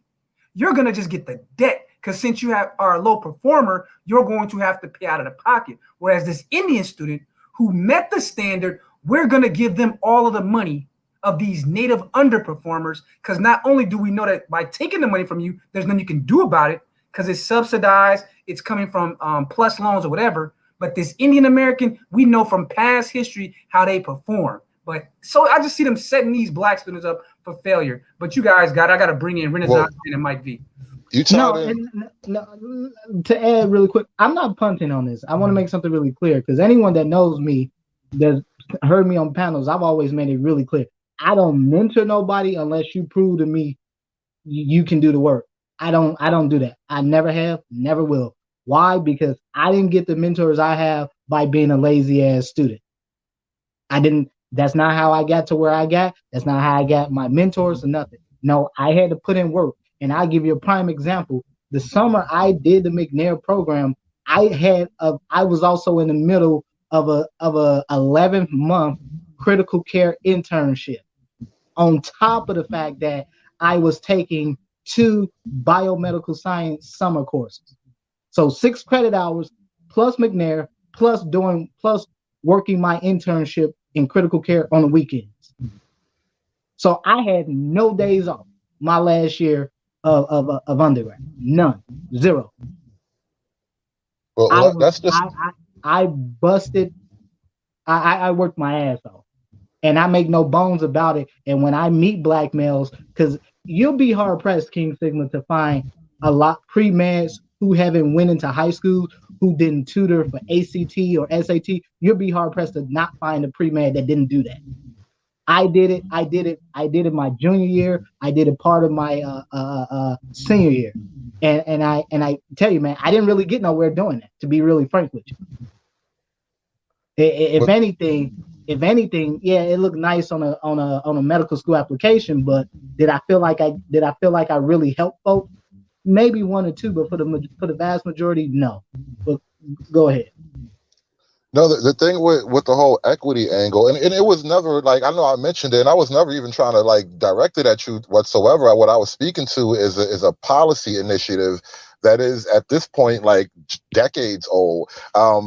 King Sigma, he mentioned a couple things that kind of all weave together, and for one, Thomas Sowell spoke on the whole affirmative action negative side effects. And what Sigma described, you're almost paraphrasing Sowell in the sense where he laid it out, where you sort of artificially promote people to levels of academic study that they haven't proven themselves quite ready for. And so now they land in this situation and they're not really going to meet the requirements. And so it's either they stumble through, they get knocked back down to a lower study level, or they wash out. And when you also include like the government angle in it too, that's a big reason why college debt is a thing. Because the more you start to just funnel people into the university system who wouldn't have otherwise even thought about going to university, let alone figured out a way to actually pay for it out of their own pocket, or at least the majority of it out of their own pocket, you now create incentives on the other end for people to just set up schools and pass people through the university system without any actual critical knowledge. So this is how you can have generation gender studies, where you got a bunch of people who've graduated the university system. They have the swagger like you, Dr. Phoenix, as if they've put in a serious grind to maintain some kind of high level of intellectual rigor. But in reality, they took basket weaving for 4 years. And so like there's a problem going on several angles with the educational system. Can I jump in? I'm sorry, Renaissance man, just really quickly for his service. Yes, that is true. That is very true. And I'll say this much about colleges and debt for students, and specifically for Black students. Look, I hate to break this to everyone. They already know you ain't gonna succeed. They already know it, but they don't care because they're gonna get their damn money regardless. Okay? Look, if Black folks are so concerned about young Black folks succeeding at a collegiate level, it starts at home. That's the long and short of it. The reason the Asians have been eating Black folks' lunch now for the last 2, damn near 3 decades is because Black folks have failed to teach their children what needs to be taught. Black folks have failed to instill discipline into your boys. And in terms of gender studies, look, white women created gender studies. Black women came into the universities and found a way to get an easy degree. That's why I it's very, very few Black females I've met that had undergrad, graduate, or even doctoral degrees that I can actually say I thought was impressive. The vast majority won. So I'll just leave it at that. But go ahead, Renaissance. Hey, what's up, Dr. Phoenix? What's up, Conservative? What's up, King Sigma? How you doing? What's up, brother? Mike? Hey, what's good, man? Thanks for Yeah, joining. no, yeah, no. Thanks for having me up. Yeah, I saw this. I'm assuming the UC system is what really and them making the SAT optional. I'm assuming that's what sort of provoked this discussion. Oh no, not making the ACT optional, which is already bad. No, they're getting eliminated completely. Okay. Yeah, I was gonna say the one thing that I think that for me, there's a book out there that's called The Big Test. I haven't read it in full, but I've seen a short review. They go back to kind of the origins of testing and what it was used for. From my understanding, the SAT was originally used for the military to try to figure out who was sent to the front lines and who they didn't. That was its initial use. The one thing that I'm seeing that I think could be driving some of this as well, because I know you all think it seems from the general discussions that it's lowering standards, is one of the things that you're seeing across the board educationally is even at the very good schools, they're teaching to this exam and they're neglecting things like critical thinking skills. Um, and that some of that is what is driving some of the reform. As far as the piece on people getting into schools and not making it through, I've heard that argument. I've heard that research. I've heard it from Soul. The one thing that I always look at is you have to look at, in my opinion, when you start talking about college, is also a cultural fit. Like if you're a first generation college student and you're going to get thrown into an elite Ivy League institution, there are going to be so many cultural dynamics, in my opinion, that you're going to run into that make it difficult. I've seen this in my family just from talking to my parents who were saying, for them, going to a HBCU was a much better fit just because they were first generation. My parents have said literally that, they couldn't have gone to school where I went to school just because they wouldn't have been prepared, like as far as culturally and maybe as well academically. So for me, it's a little bit more complex. Now, I do believe there is a big problem that we are having, like Dr. Phoenix So I spoke got a on. question for you, though, Renaissance man, to speak Yeah, to. go ahead. So here's my question. You said that some of these states are teaching to the test, right? Yeah. Now, Well, actually, most of the elite schools are. Okay. Most of the elite high schools. But here's even the problem with that argument. If it's true that certain schools in certain states are teaching to the test, then the inner city schools have to take that test as well. So they're teaching for the test too, and they're still performing at the bottom. Now, that argument can be applied to undergrad, because in university you can take whatever course you want. They have a basic curriculum, and then you take what you want. You choose your own major. So this teaching to the test, how does that equate at the undergraduate level, which mostly is what we're talking about with the UC system? Because even if you're talking about the high school level, all the schools are teaching to the test then. Yeah. Then they still have this underperformance. And I need you to explain to me, even if what you're saying is true about the critical thinking or whatever, why are new Americans outperforming white students and all the native born students? No, that's just in general. They study more. I'll give you that. I'm saying when you start looking at overall the skills that you're going to need going forward, you're going to need critical thinking, because people are basically going to have to be lifetime learners with the way the workforce is shifting. So I'm saying if you get away from teaching just those things and basically having people regurgitate information, that's where these things become problematic for your educational system across the board. So are you saying that, okay, well, let me ask you another question then. So you said that there's this absence of critical thinking teaching, right? Yes. Okay. So are you saying that those Indian Americans that are outperforming everybody else that's native born, that they're not critical thinkers? Because I know a lot of Indian Americans, and all the ones I know are critical thinkers. Like, I'm not surprised when they tell me what their academic backgrounds are if we get into a conversation about something. So are you saying that those high-performing Indian Americans and Asian Americans are not critical thinkers? Not saying all of them are, but I'm saying I've bumped into plenty of Indian, Asian, lawyers, just business people in general who yeah, they're really good at taking a test and things like that, but they have very little critical thinking skills as far as solving problems. Like if you just from dealing with them, like as far as where I've worked with, if you're dealing with like more of a bureaucratic type of situation, yeah, they can deal with that. But then if you put them in a completely like situation where you have to sort of think through it, it's like you sort of like, does this person know what they're doing?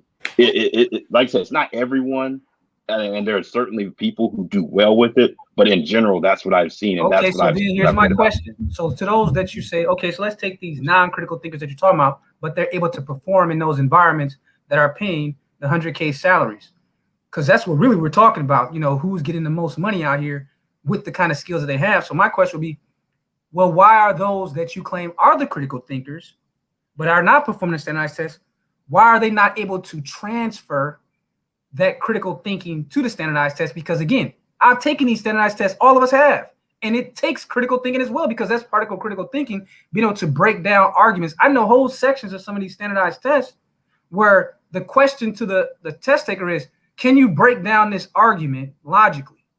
And can you use reading comprehension to figure out what's being asked?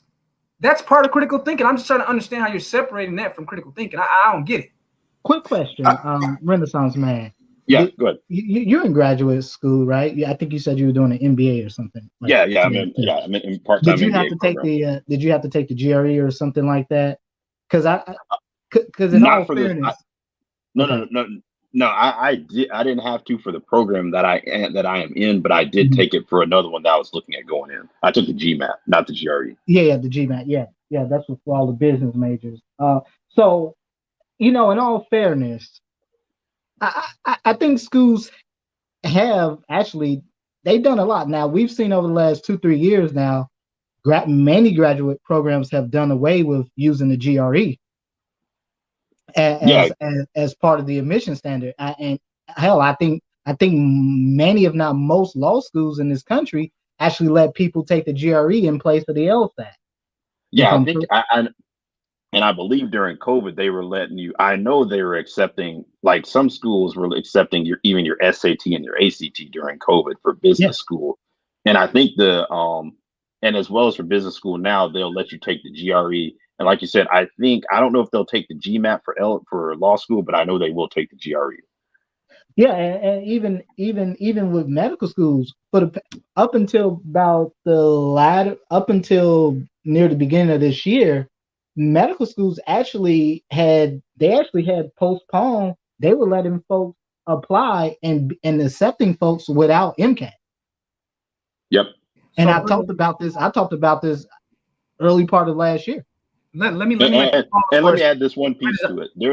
After Renaissance Man, Mike V's been waiting, so you got it after Renaissance Man, Mike. Okay, no, let me throw in one more point, and then I'll throw it to Mike. The other thing too is money is going to play a part in this as well too, because when schools are looking to fill seats, that also plays into it. Like for example, like this last round of business school applications last year, that was really competitive because a bunch of people lost jobs, and that tends to make people go to grad school.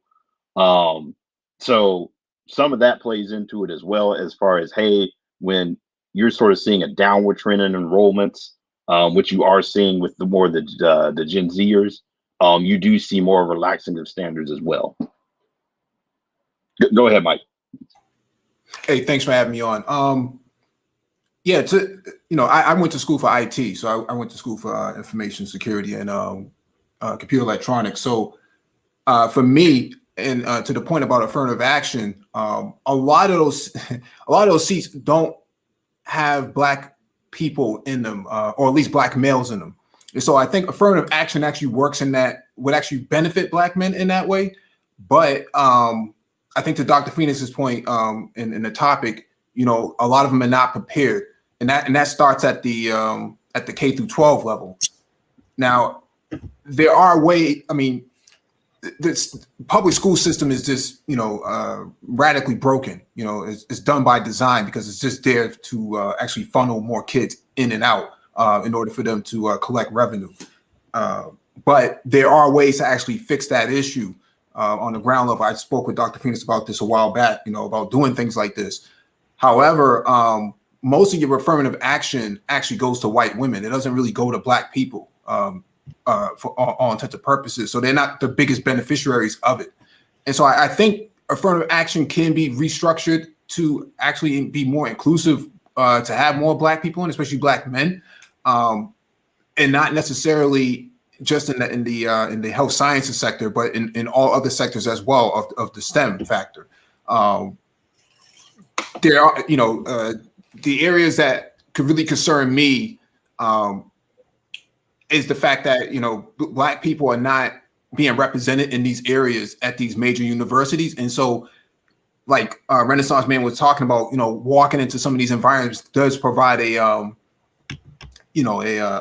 cultural issue, culture shock for that matter. So I'm just saying, I think what's happening here is that black people are getting the blame for something that really has nothing to do with them.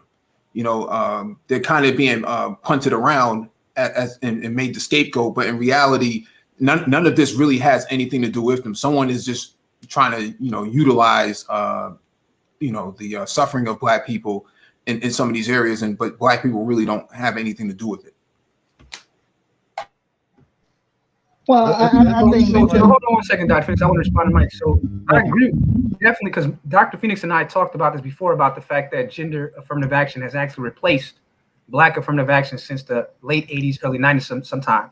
But what I'm speaking to is the fact that I'm for an affirmative action program for black men. But the Supreme Court, we live in a country where it's about who's in power, right?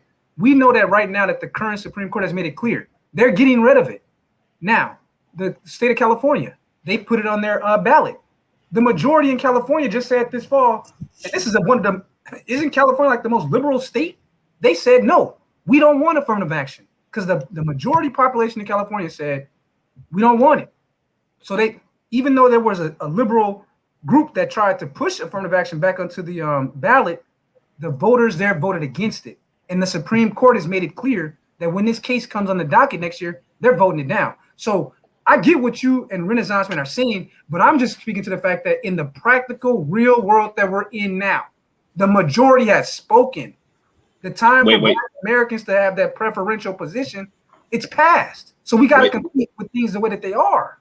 Well, I think when you mentioned, I want to quickly ask King Sigma, like when you say it's done, now correct me if I'm wrong, there's nothing that's going to stop schools from saying, hey, we want to take this into account as far as No, that's what the case is about. Because remember, the current standard with the Supreme Court says since 2003 has been the schools can take a holistic approach, right? Yep. And that race can and be they had a case recently, like 2 or 3 years ago, that I think some Asian students sued Harvard. Yes, but it's going that case is at the Supreme Court right now. They don't make a decision until next term. That starts in October. And based on what they're saying coming out of the Supreme Court, they're going to eliminate that standard now and get rid of race altogether, is what I'm saying to you. I'm still. So they're going to take, like, you're not going to be able to use race as a factor at all when they overturn that Bollinger case, is what I'm telling you. I think when you mention California, it's important to also understand that Black people have been pretty much gentrified out of California. I think that's what I'm saying. At the height of the Reagan administration, they made up like 30% of the population, if not just give or take. Now they're less than 5% of the population there. So there was an incentive to actually have this majority group kind of push for it, because they weren't going to benefit from it anyways. Well, I do agree. Black folks have been gentrified all hell. I mean, the little remnants you have, in Sacramento, Oakland, and LA, I mean, they're going to be gone eventually anyway. But I think to the greater point here is that, for me at least, while I do agree with much of what Mike V and Renaissance Man said, I think at the end of the day, the burden of test exams exists for a reason, because it has been well known. And if you sit down and just ask college admissions, especially for professional programs like engineering, medicine, especially medicine, because this is a big issue with medicine, that where they know there's a lot of grade inflation.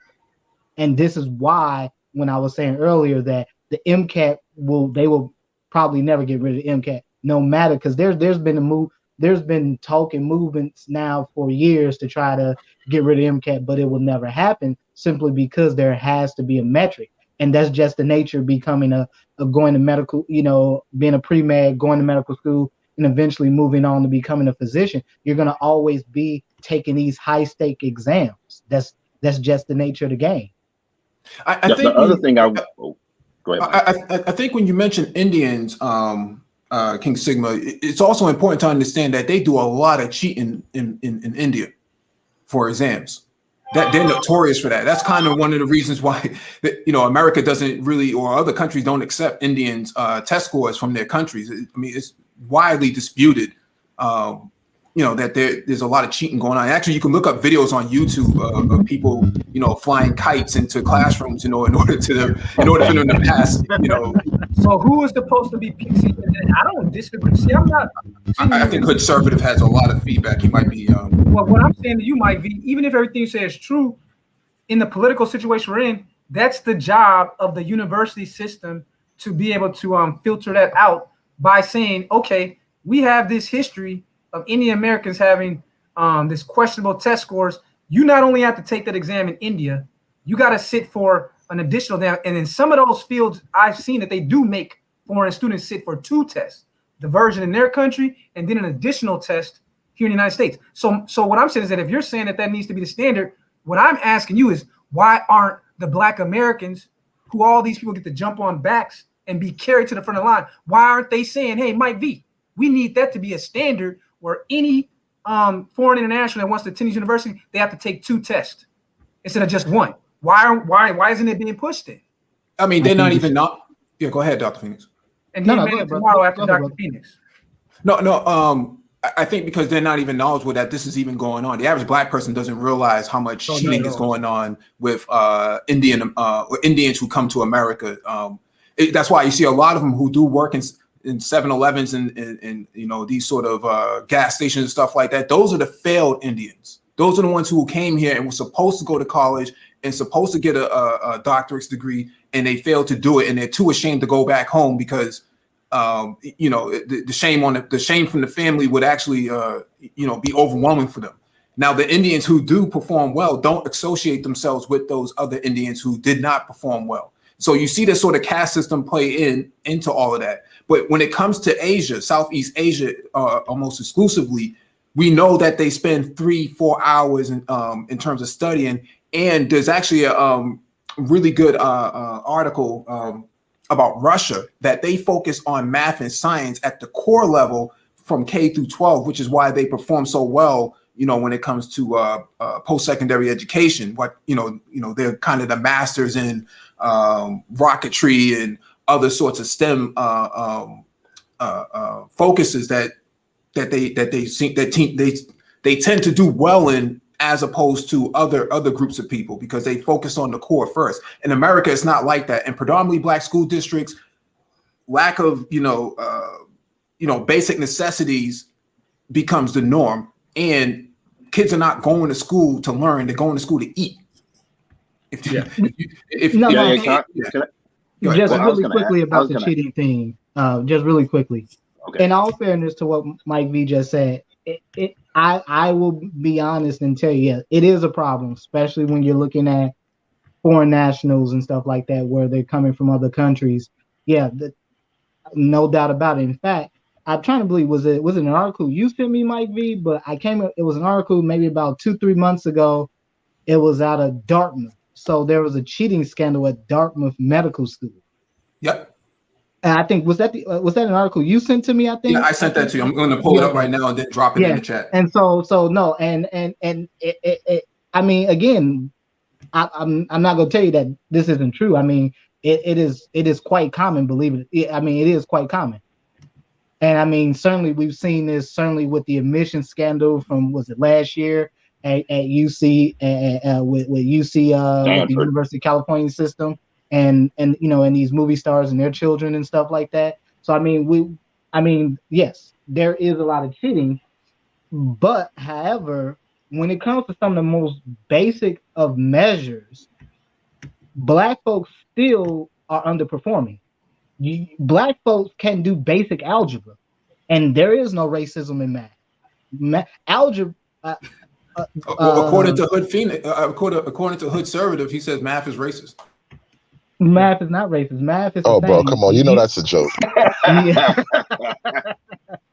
Y equals mx plus b no matter where you go in the world. Okay, it's the same if you ended up in Morocco. It's the same if you ended up in India or Hong Kong, some damn where, Japan, whatever. It's the same. Okay, math is it is what it is. Yes, vocabulary reading can be a bit more subjective, but again, most of that can be overcome with people actually living in homes where there's a natural, people actually have some mastery of the English language and children are exposed to it on a daily basis through regular conversations. I mean, there's tons of studies on this. So a lot of the stuff can be a lot of the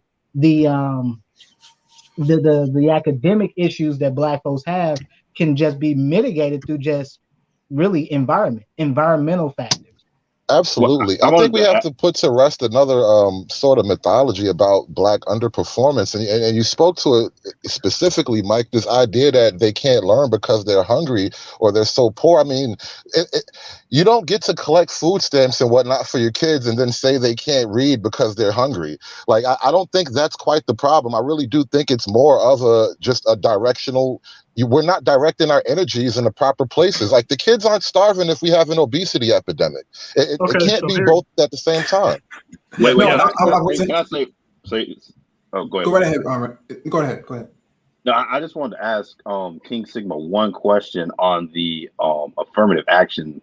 If that's going to be thrown out, if they're throwing out testing as well, isn't that the main area where people argue that, hey, that's where affirmative action comes into play, is these people scored lower on this standardized test and now they're getting a boost? If that's not a requirement, is that going to really make a difference if affirmative action isn't there? Well, if that's their point. That's why California schools wants to throw it out, because they're trying to get ahead of the Supreme Court decision, because they already know that the Supreme Court has made it clear, because they know the makeup of these judges on the court, that they're going to pretty much throw out the Bollinger holistic race as a factor standard. So they know that's going to happen. So that's why they're trying to get rid of the standardized test, to beat the SCOTUS to the punch on that one. Okay, gotcha. Yep, you got it. You've been waiting. Well, go ahead, MOT. I'm sorry, brother. Go ahead. All right, so here's the problem here. You have to understand that these underperforming schools are like underperforming everybody, not just Black men specifically. So what we have to recognize is, if you actually didn't want food stamps to actually have that type of an outcome, you would be able to shape the environment with policy, just like how Russia shaped its environment with policy. That's how you feel. 1 second, MOT. Hold on 1 second, because I see that this guy, I want to make sure that he's not being blocked if he really wants to have the debate. So before I get, I'm gonna give you a chance to come up, and if you don't come up to argue your point, then I'm gonna have to block you on that one, because I don't want you to be hidden if you really have a legitimate argument versus if you're just trolling. You know what I'm saying? So I'm gonna put the link in there. You got it, MOT. So I'm gonna give this dude a chance to come up and debate his points. Yeah. So what I'm typically saying is that if you didn't want the women to have these outcomes for the boys in the environment itself, you would change. Actually, you would have to tie some outcomes to this assistance. That's how you do that. I mean, like certain states, in order to get unemployment, you have to prove that you're putting in so many applications with so many jobs. It's no different than changing what the actual outcome is. But if you just give money away without anything attached to it and don't care about the outcomes at all, then that's what you're going to get. Because these things are just not happening in California. They're happening in mostly white areas too, especially if you go to other places. So the welfare issue isn't that. It's just that you have to tie outcomes to the assistance that you give. That's how you get better assistance. But if you just tell these people that you get all this assistance, but there's no outcome kind of associated or tied to it, then you're going to get the results that you got. So what you have to do is change the policy. in order to do that. You're not going to be able to change the culture. The policy shapes the culture. And if you want to talk about culture first, then you're not just part of the conversation. Yeah. So that's what I'm saying. And once these people start talking about culture, you got to get them out the conversation because they're not here for any type of progress. You're not going to be able to change the male-female relationship dynamic and these outcomes 20 years ago by still talking about relationships. So this stuff is really based on the simple fact that you got to be able to choose better or choose differently. So that way you don't have these outcomes in the future, which we haven't started on. Yeah, I just wanted to jump in there real quick about the, the school lunch and nutrition thing. I mean, it's been widely proven that Black kids, when they do go to school, that they are, in fact, malnourished. So that's one factor. So to Hood's point about, them receiving food stamps and being obese, those are two separate issues. We know a lot of the fructose and the sugar and the things like that, the ingredients actually make them obese like that. It's not just the fact that they're eating too much. So who's feeding them the fructose? It's the consumption from the local markets that they have. What they call a food desert. So you're not fat. You're not fat and malnourished, bro. But hold on, though. Let's be real. During COVID, under both administrations, they increased the food. And here's the thing. And you guys may be speaking to like some general stuff, but bro, I done grown up in the Midwest. Okay. Mm-hmm. I done grown up in the inner city and been in many inner city homes. Let's not act like parents aren't making decisions in the nutrition they're feeding their children. The fruit is very cheap, at least out here where I live, because in the Midwest, we grow a lot of our fruit here. We got a lot of farms out here, and cheap is very cheap. I think I bought like some lettuce and cucumbers and tomatoes. It cost me like for a whole day's of meal, like $2 for like a pound of cucumber, a pound of tomato, a pound of spinach and lettuce. It was like $3 or $4. So what's happening, I feel like we're ignoring that people are choosing to feed their children fruit by the foot, or they're choosing to feed their children Cheetos when they can just as easily feed their child something differently that's more healthy. That's even cheaper. Let me give you an example. What, Mike, let me get this. All right. Let me give an example. All right. I just came from home in Mississippi. There isn't a grocery store within 5 miles of like half the city. One half the city is completely cut off from grocery stores, period. So this is the food desert issue that they're talking about. And if you don't have transportation, the only thing you have is that. Like those department stores, like the only stores around there in the area are like those corner markets. Stations. Yeah, corner markets, gas stations, Family Dollar, Dollar Tree, Dollar General, that type of stuff. And they just don't carry those type of things like that. So, but hold on, though. But most of those stores, if you went back and looked at the history of the commercial development in most of those areas. Now, I don't live in Mississippi right now, so I can't speak Mississippi. But there's probably just too many grocery stores where I'm at right now.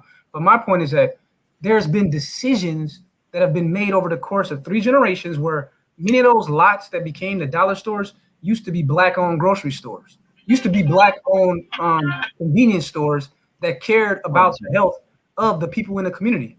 So once you divest from that and you get those people to sell their rights to other people, this is going to be the outcome. I'm just trying to get people to answer the question, why is no one accountable for decisions that have been made and keep being made that are going to keep leading to these bad results, like the food desert? Black farmers used to be like the biggest group. Wasn't there a time when Black farmers used to be like the biggest group of farmers outside of whites? Yeah, and they stopped getting funding, and they also were redlined out. But it's not as simple as advocacy groups stopped fighting for funding as well. It's not just they stopped getting funding. They allowed their energy to be pushed to other issues too. No, you still always had the Black Farmers Alliance. There was a lot of BS that went on as far as loan applications. Okay, so Renaissance man, how many kids in school are being taught to be farmers today in Black schools? No, you're not. If you ask today, will say I want to be a Black farmer. You're seeing there is a shortage. There is a movement to try to go and push people back into the profession. But no, it did go away because, like I said, most people left and went to a more urban environment. I mean, they're not going to teach you to be a farmer in urban areas like that. Now in the South, that's a different thing. Yeah, and Well, it's not as simple as King Sigma is trying to make it, as if Black people are just choosing to buy bad food. But the food desert thing is a real issue, and so what they found during COVID was that they, in order to keep the supply chain going, they took the school lunches and kind of funneled it to all the homes of those kids. But the infrastructure was a problem. We saw that in Baltimore a couple of years ago when there was no heat inside the school during the wintertime and those kids were freezing to death and they couldn't learn, right? We saw locally here in Boston when you had a elementary school roof cave in because there was too much water on the roof because the roof was rotting and the city had neglected it for years. So we know that there's. Here's the question, then, Mike. I'm not denying the food bro. I grew up in one of the worst cities for Blacks in America. I know this stuff, but what I'm saying is that there's not enough discussion about the role that we play in becoming parents and what that means to raise a child. It's like I feel like people are just out here bringing children into the world, knowing that all these issues are there, but then saying we're going to bring these children into this bad situation and figure it out later. Shouldn't we have less children and focus on getting these issues fixed, then start bringing in children after we can actually get some of these institutional issues taken care of? Or do we just keep having all these damn children, bringing them into bad situations, and then just compounding social problems on each generation that comes to now you have a generation that can literally look over history of the last 60 years and say there has been zero progress. I think zero progress economically for Black Americans in 65 years. At what point do the majority of us sit down and be like, look, we got to change course completely? That's all I'm asking. Well, no, I was going to say, Sigma, I think you're among light company here. I mean, I don't think anyone on the panel here has any kids. Father. Okay. So one of us is, but I think you're amongst like thinking on that front. To the point of nothing and no wealth change, I will say this: the Black upper middle class has grown in the last 60 years. It's really the rest, the lower percentages have remained stagnant. Really, there's a lot of wealth concentration. You don't hear it talked about much, but there's a lot of wealth concentration in the Black community in the top 10, top 5%. When you look at the lower 20, lower 30%. Yeah. Well, I would say in general, I'm of two minds about this because while I agree that food deserts exist and there's certainly a major problem, especially but Dr. Phoenix, who told brother that Renaissance that the middle class grew when the Washington Post article itself said it didn't grow, that it shrank? Especially the middle class. The Black upper middle class. No, I think you have a concentration of wealth within. Now, when you say upper middle class, because I'm referring to the report from the Washington Post that said for all classes. Now, if you got something I could look, because from what I saw, it showed that there was a decline in the Black middle class as well. It wasn't just the working class Blacks; it was the middle class as well, because they had a lot of their wealth was attached to real estate. And with the last 3 recessions, we've seen a loss of middle class position for Blacks. So if you got some different information, please share with the panel. You got it, Dr. Because I always, from what I've seen, the middle class has declined along with the Black working class over the last 30 years. Yeah, it can decline if they move into the upper middle class as well. That's my point. This is a Henry Louis Gates documentary I was watching. He mentioned that, since the 60s. Well, with that said, I think what Renaissance Man was getting at was the concentration of wealth within Black society. It mostly, for the most part, is within that 5 to 10% of Black society, and that's pretty much where most of Black wealth is with that 5 to 10% of those folks. Now, when it comes to food deserts, it's a major issue. This has been a major issue within public health. I know a lot of folks who have worked on initiatives around this. Now, with that said, King Sigma is right. A lot of the blame does have to be put at the feet of parents. Oh, because I can tell you from my personal opinion, from what I've seen, I've come across too many children who are already, 6, 7, 8 years old, and they're already teetering on morbidly obese. Yeah, and you can't be 6 or 7 years old, morbidly obese, coupled with the fact that obviously, compared to when most of us were younger, when we were, growing up, we were teenagers, you got more outdoor activity. That's not happening. People tend to live very myopic and almost sedentary lives these days. And so that in and of itself, coupled with the fact that you can order pizza from your apps, you can order junk food, groceries from apps on your phone, and people just sitting around watching television, watching YouTube, playing Xbox, whatever the case. Yeah, it's a huge problem. And in my experience, when I've come across overweight and obese children, the principal issue was the parents. Always has been. Like and the same has been true when it comes to academic factors. If you go to any school system and talk to administrators there, talk to teachers, they will tell you Black parents do not show up. I want to give you an example. They've never even met the parents of the students that they teach. I'll give you an example, Dr. Phoenix. Okay, in my state, they had to do some kind of refiguring of how they do like the food here for poor people, because they were finding out from their research that the mothers were going and buying a bunch of expensive food for themselves, like the kind of stuff that they would eat, and not getting the kind of food that was needed for the growth of their children. Now, here's another example. Now I'm only speaking of my community. I'll give you an example. There were 2 grocery stores in my area, and these were actually owned by whites, right, that had retired over the last couple of years.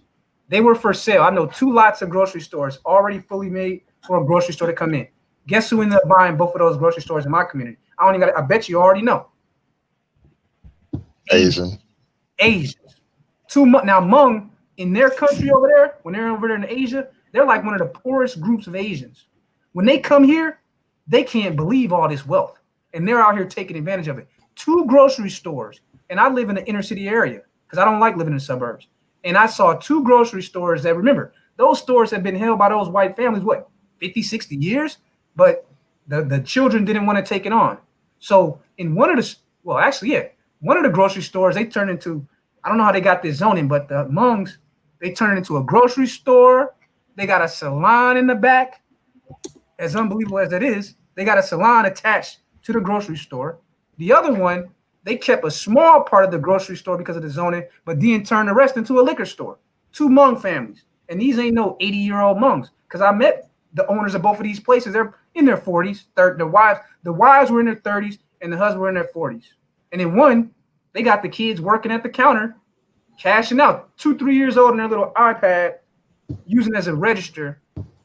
And I'm just saying that, like, when do we say, if we care so much about Black youth health, why aren't Black people going out there and buying those grocery stores? Because they don't have access to capital, King Sigma. No, why don't they have access to capital? You got it, MOT. You got it. Because the access to capital is being denied. We saw that during COVID.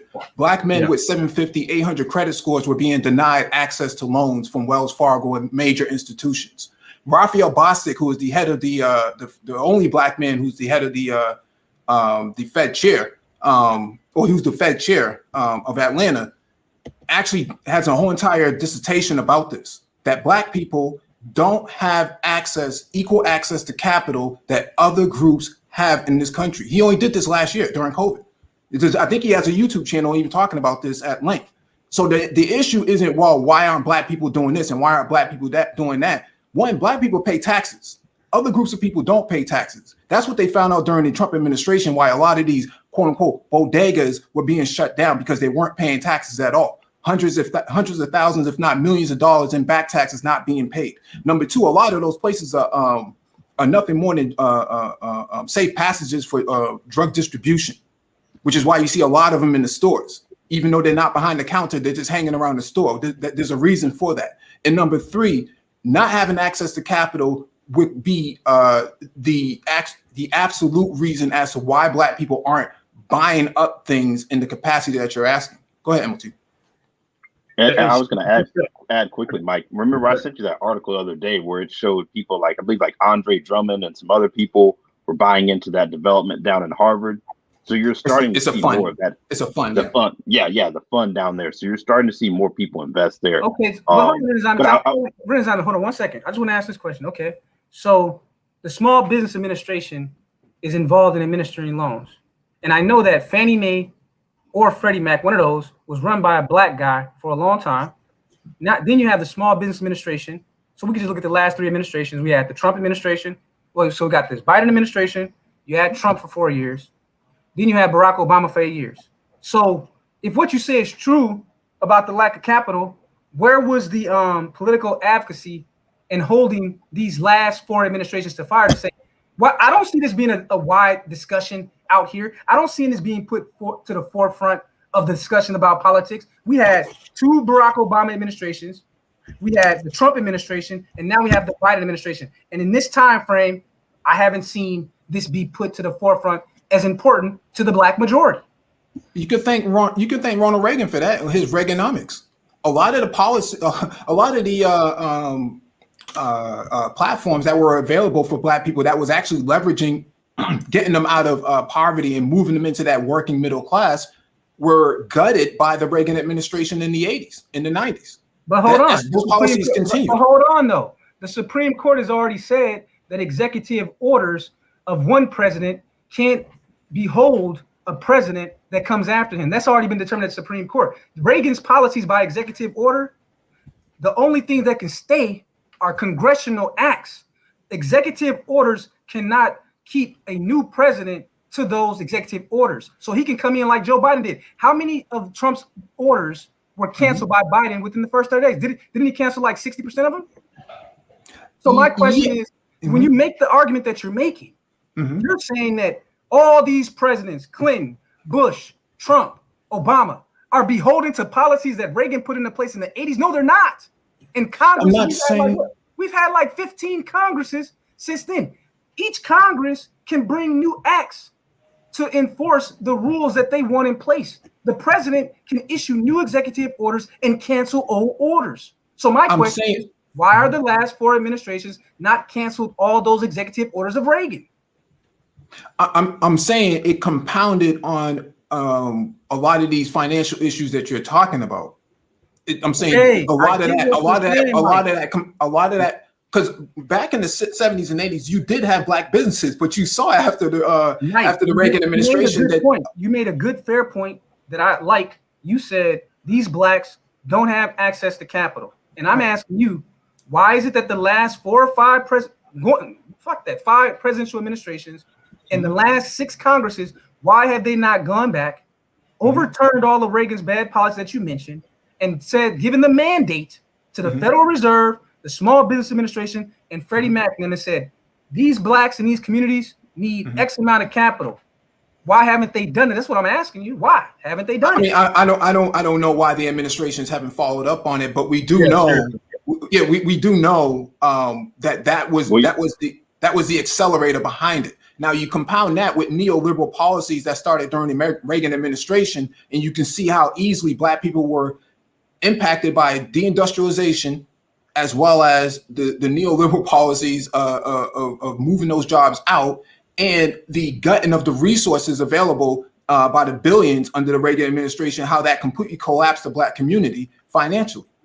Let me also add. Why aren't those policies been in place to reverse those things? In fact, I saw Trump. He was trying to reverse some of those policies and those tendencies of globalization about trying to keep American jobs here.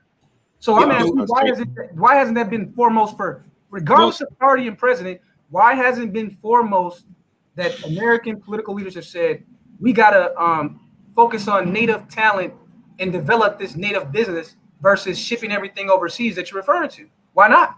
The major base behind Bush Sr., Clinton, the 2 terms for Clinton, and in the 2 terms of Bush Jr. did not play well with black politics in the first place. So there was no interest in actually doing any of that type of stuff. Now, I think during the Obama administration, I think it became less of an importance when you had the collapse of 2008, and they were more interested in getting the economy back on the ground rather than what was happening with black people in terms of the financialization aspect. Go ahead, Renaissance on MLT. I just want to say something really quickly. Go ahead. Go ahead. No, just something really quickly. Now, when we're talking about fiscal economic policy here that influence what happened to black people financially in this country, I think, we can say Reagan is wholly responsible, but it's been pretty clear the principal blame can be thrown right at the feet of Clinton and his policies.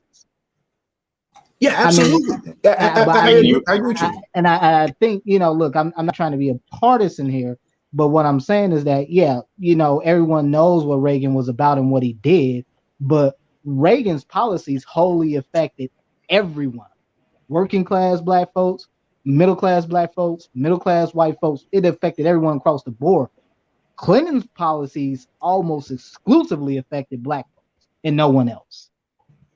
I will say also, you have to look at when you start talking about business, part of it's just going to be the natural concentration of business where you've seen all mom and pop businesses shrink and you're seeing more and more of a concentration into major conglomerates.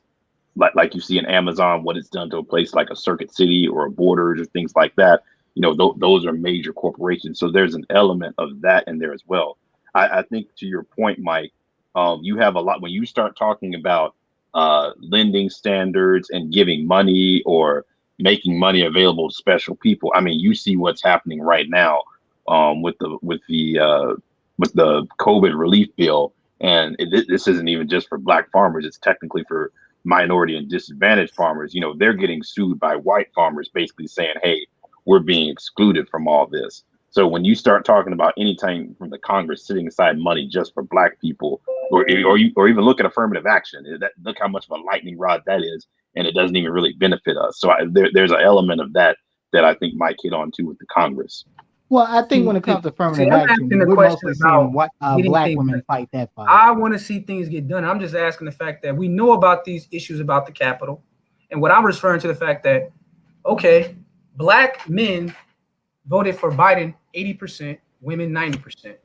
But they didn't. Now, the issue that you're talking about black capital, you would hope, and this is just hope, that with that kind of commitment to a party, that if economics is the biggest thing facing black Americans, and I think that many of us agree with that, then why is it that you're not having someone that understands those issues being put in charge of small business administration? In fact, Biden, he put a Latina in charge of business administration. And based on what I've seen, I don't have any reason to believe that Latino politicians would put issues of black America at the forefront. In fact, they are pushing the people of color message even harder, not because it's a real thing, but because they can use it to keep blacks out of those pools of grants and money. That's all I'm asking you guys. Why is it that so we're not supposed to ask the question of, okay, if that's the foremost issue with blacks is economics, then where is that voter energy that's going to these politicians? Why aren't they returning politicians that would speak to that economic issue? Okay, so King Sigmund, so when you say that, you have to immediately cite what's happening on the Republican side too. What is the Conservative Party doing for black people? So what is the Conservative Party doing? Well, I would say that as a party, I don't think that the conservative Republicans are focused on black people at all. I think that a lot of their policies, if it does help blacks, it's more indirect. That's what I would say. Okay, so what I'm saying is it's a procedural thing. Like right now, we can't get infrastructure spending because of Joe Manchin, who's a Democrat. He's a Democrat from a very conservative state that I know you don't want to live in. Those are the type of things that go on within the party that supposedly supports black people. So you got one side not doing anything, and then you got the other side who maybe could do something, but you have inner party things. So we don't have the representation because remember, people don't take sides. So when you don't take sides, you can't talk about the things that one party is doing over the other, because we know the conservatives have never cared about that kind of stuff. And the other party stopped everything from happening. So you just can't say, well, most of the votes over here, why don't they do more? There has to be. Isn't it a misstatement of the problem though? When you lay it out as a transactional relationship, we haven't transacted with the Republicans. We have had immense transactions with the Democrats, and we're saying, well, we don't get anything from them. So, like, you could also argue the Republicans don't owe you anything for votes you never gave them. But that's not how the country works. Like the infrastructure projects is for the entire country, not the Republican Party. So when you talk about things that could be happening and that they don't owe you anything, you have to understand that there's a whole country here that needs to be served, and you just can't go after one side without the other. See, my understanding with the That's not how infrastructure bill. political interests work, though. My understanding with the infrastructure bill, though, is that there's been bipartisanship compromise on basics of the infrastructure because, you know, obviously in my state, we had the bridge collapse of 35W and all that. And a lot of other states are having these issues with infrastructure. My understanding was that there were a lot of little pet programs. What do they call it? No, pork barrel spending. Like that's pork, not. yeah, like a lot of pork added that certain constituencies representatives said, I can support the basic core, but I can't support these little pork barrel projects for your state. That's what I've heard about the negotiation. Well, they're pushing back against things that they don't perceive as infrastructure, which is where you get into things that are more geared towards like a Green New Deal. But the problem with pushing back against that, and specifically when you start talking about Black people, is when you start talking about things like global warming or something like that, Black folks are going to be the people who get hit the hardest in something like that. You have a nice one, man. They always trying to say childcare is infrastructure right now too. Like, so they will slip all kind of goofy shit under the name of infrastructure, just like they slip in goofy shit under the name diversity. Well, the pushback on the infrastructure bill is that they don't like the language that's in it. Okay, the language is about equitable outcomes because a lot of these areas that have been hardest hit in terms of infrastructure have been predominantly Black areas. And so if you're going to create an infrastructure bill, largely it should include those areas hardest hit.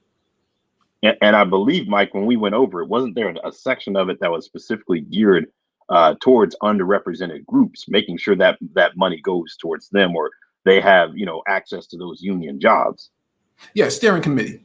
Yeah. So, I mean, you're going to run into pushback with that. Like I said, look at what's happening to the farm bill right now, that $5 billion of, hey, when you try to put in something that could address some of the things that King Sigma speaks of, you're going to get that pushback of people saying, oh, this is reverse discrimination. See, what I was saying is that what I've noticed when I look at politics in America, the bills that I notice that get through the quickest are those that are the most narrow and the most focused.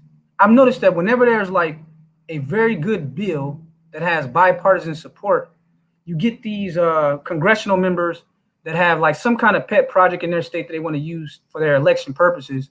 And it'll be something like that that'll throw it off, because I saw two bills on infrastructure. I saw the Biden bill and I saw Mitt Romney's. And I think that Biden's was like 1.6 trillion, right? And Mitt Romney's was like 700 million or 700 billion. I don't know. They're billions of dollars. So you had two different bills, but they were both infrastructure bills. But the difference was that Mitt Romney's bill concentrated strictly on roads, bridges, and bringing in employment to do that. See, that's all I'm saying is that I think that a lot of times these other politicians come in and they throw in things that have nothing to do with the main bill, and they ruin good bipartisanship projects that would benefit the greater majority of Americans. So that's where they're at right now. But do you not agree that what we were talking about is that, hey, if that bill that Romney is pushing does not have that steering committee, are you in favor of it, of a smaller bill that doesn't really, because we were just talking about, hey, why aren't we seeing anything for our vote? If this other infrastructure bill has a steering committee and it's going to benefit us more, isn't that worth the hold up in the fight? It depends, because again, we've seen, okay, I said on my last stream, one of the bills I've been following for 5 years now is the Racial Profiling Act. Guess what? Do you think that's gotten passed yet? No, It's never going to make it through Mitch McConnell's Senate. Hasn't made it through. Well, Mitch McConnell isn't the head of the Senate anymore. Charles Schumer is.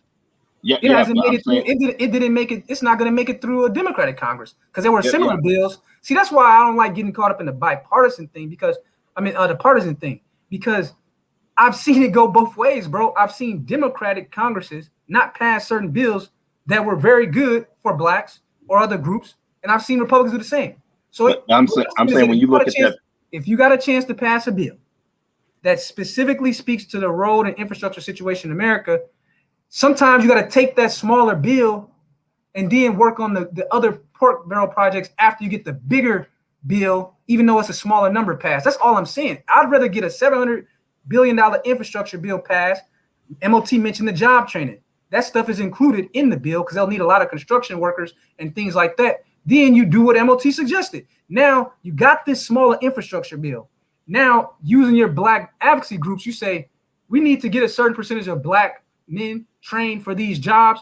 That needs to be part of the bill, or we need to have a separate bill that will commit to these places that have high unemployment being able to be part of this project. I feel like you do that later and get the biggest portion of the bill passed, because we've seen, man, they'll bury these bills for 20 years arguing back and forth about the smaller issues, man. Not on the infrastructure side. Not on the infrastructure side. They won't bury it. It has to be done. There is no other way around it. But the idea is that the language in it includes black people, and that's what the conservatives don't like. See, the problem is that black people have been left out of these major civil engineering projects the last 30, 40 years, if not longer. I don't think they've ever been a part of it.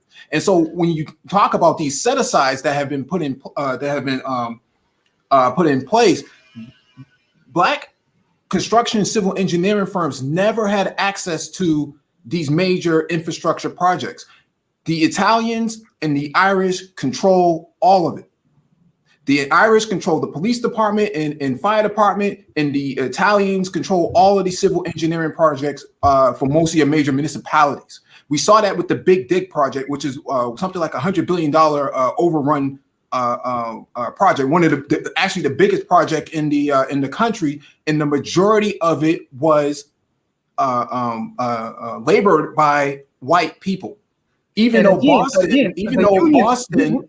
It's been the history that the unions were supposed to be a group that's supposed to be a democratic. In my state, we call it the Democratic Farm Labor Party. So the question is, at what point do blacks make these things issues? Because they've been voting for this.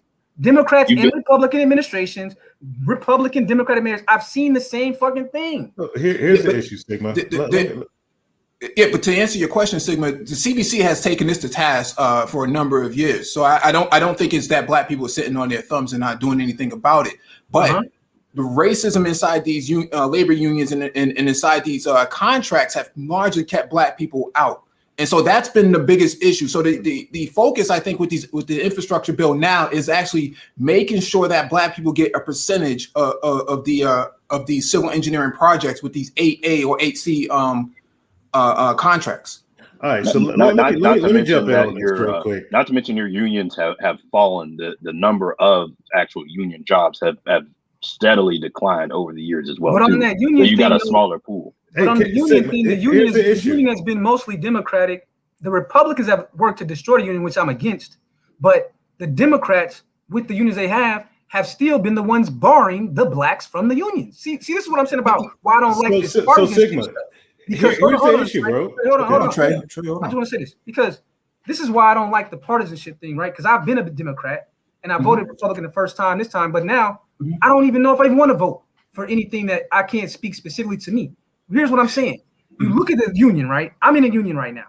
The union has been controlled by Democrats in my state for 50 years, and they've barred black men and black women, especially black men, from being in the union as Democrats. The Republicans, on the other hand, what they've done, they've tried to destroy the unions completely, which I'm not for. I don't want to be in a state without some kind of unions. I think unions serve a good purpose in some ways, but I'm just what union you're in. Both parties have worked to marginalize blacks from partaking, and I don't want to make this an issue where it's like Democrats, Republicans. I'm just saying that as blacks, what do we have to do to get these issues heard before these politicians without falling for the hooks of emotions and racism, and ultimately doesn't lead to any benefits for the black majority? That's all I'm asking. Well, I'll tell you the quickest way. Let me jump on this, fellas, real quick. I'll tell you the quickest way is y'all are going to hate to hear this, but you got to remove the black shit out of it with the quickness, because you come down here to Texas, it doesn't exist. I got a lot of networking and stuff with the elevator industry down here in Houston, the elevator union. It is all a Houston, San Antonio, all over, all races, all ethnicities. There's no issue. It all depends on the quality of work you can do, your education, your trade certificates. It has nothing to do with skin color. If you're caught up in those blue states, you're going to be sitting up there playing the skin color game. And the skin color game is not going to work against nationalities, the Irish, the Italians, the Nigerians. It's not going to work because the whole skin color game is a made up concept. So that's where you're going to lose every single time in this union stuff. Is that historically true? It doesn't matter. This is 2021. No, what I'm asking is is that historically true that skin color hasn't played a significant role in unionization? Here's the ill, Mike. It's 2021. If you're going to sit back and rest on a skin color game, something that went away 60 years ago, you're going to fight the losing battle every single time. Whether those of us out here, tons of businessmen who of all ethnicities are getting together, all nationalities are getting together and killing it. Why there's a certain groups in certain blue states that are still hanging on to that skin color issue and they're losing. So what was the Sherman Act? Why was the Sherman Act invoked when it came to unionization? Explain the Sherman Act to me. I'm not familiar with it. In all fairness to what Mike V just said, the original white unions were created to exclude black skilled tradesmen. And it's still going on now. They were created specifically during the Reconstruction period into the early 20th century to exclude black males who were coming out of slavery.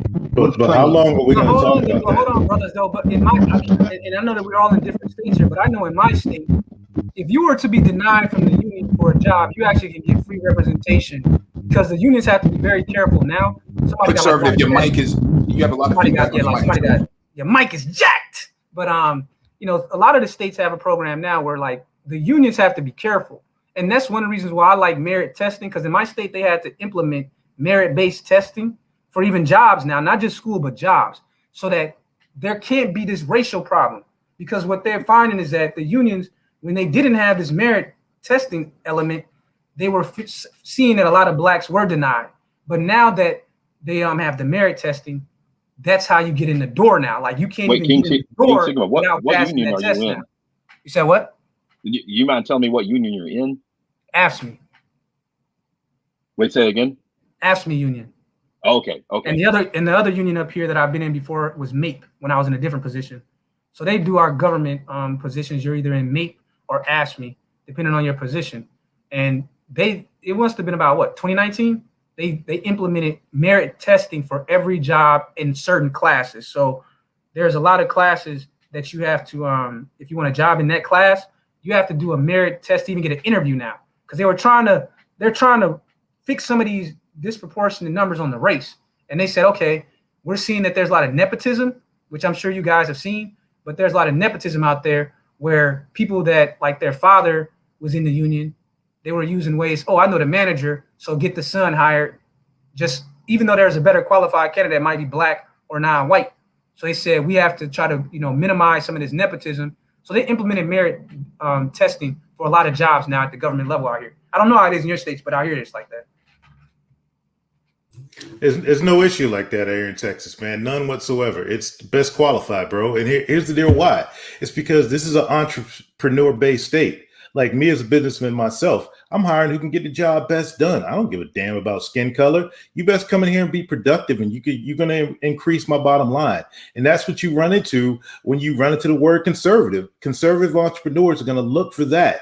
And so are you saying the other states are not entrepreneur-based states? Yeah, a lot of blue states, you're going to run into the unions. You're going to run into they're playing the racism game. California, of course not. And California is not an entrepreneur-based state. You're going to run into states where they're still playing the skin color game. If you're playing the skin color game, you're going to lose every single time.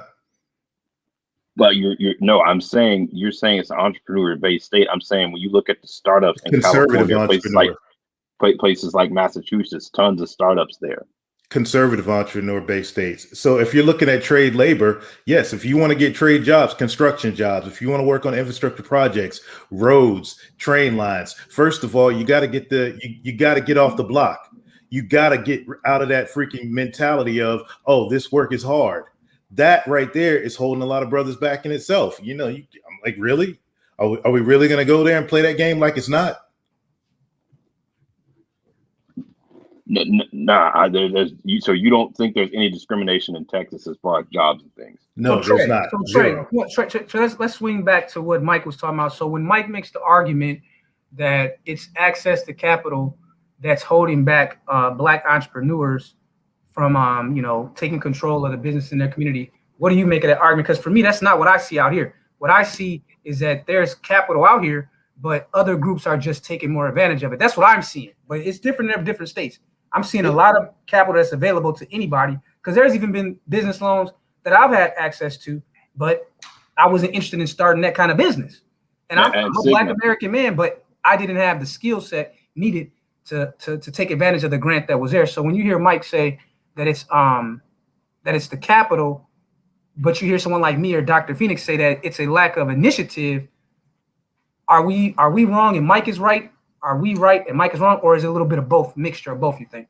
Well, I'll put it like this. It's financial education. That's where it starts at. And the financial education piece is this. You're setting your business up properly matters. And there's a couple steps you got to do to make sure your business is G to G. And there's guys on the internet like, what's the Edie and Cole and Glenn and Cameron that got free videos out there that walk brothers how to do it.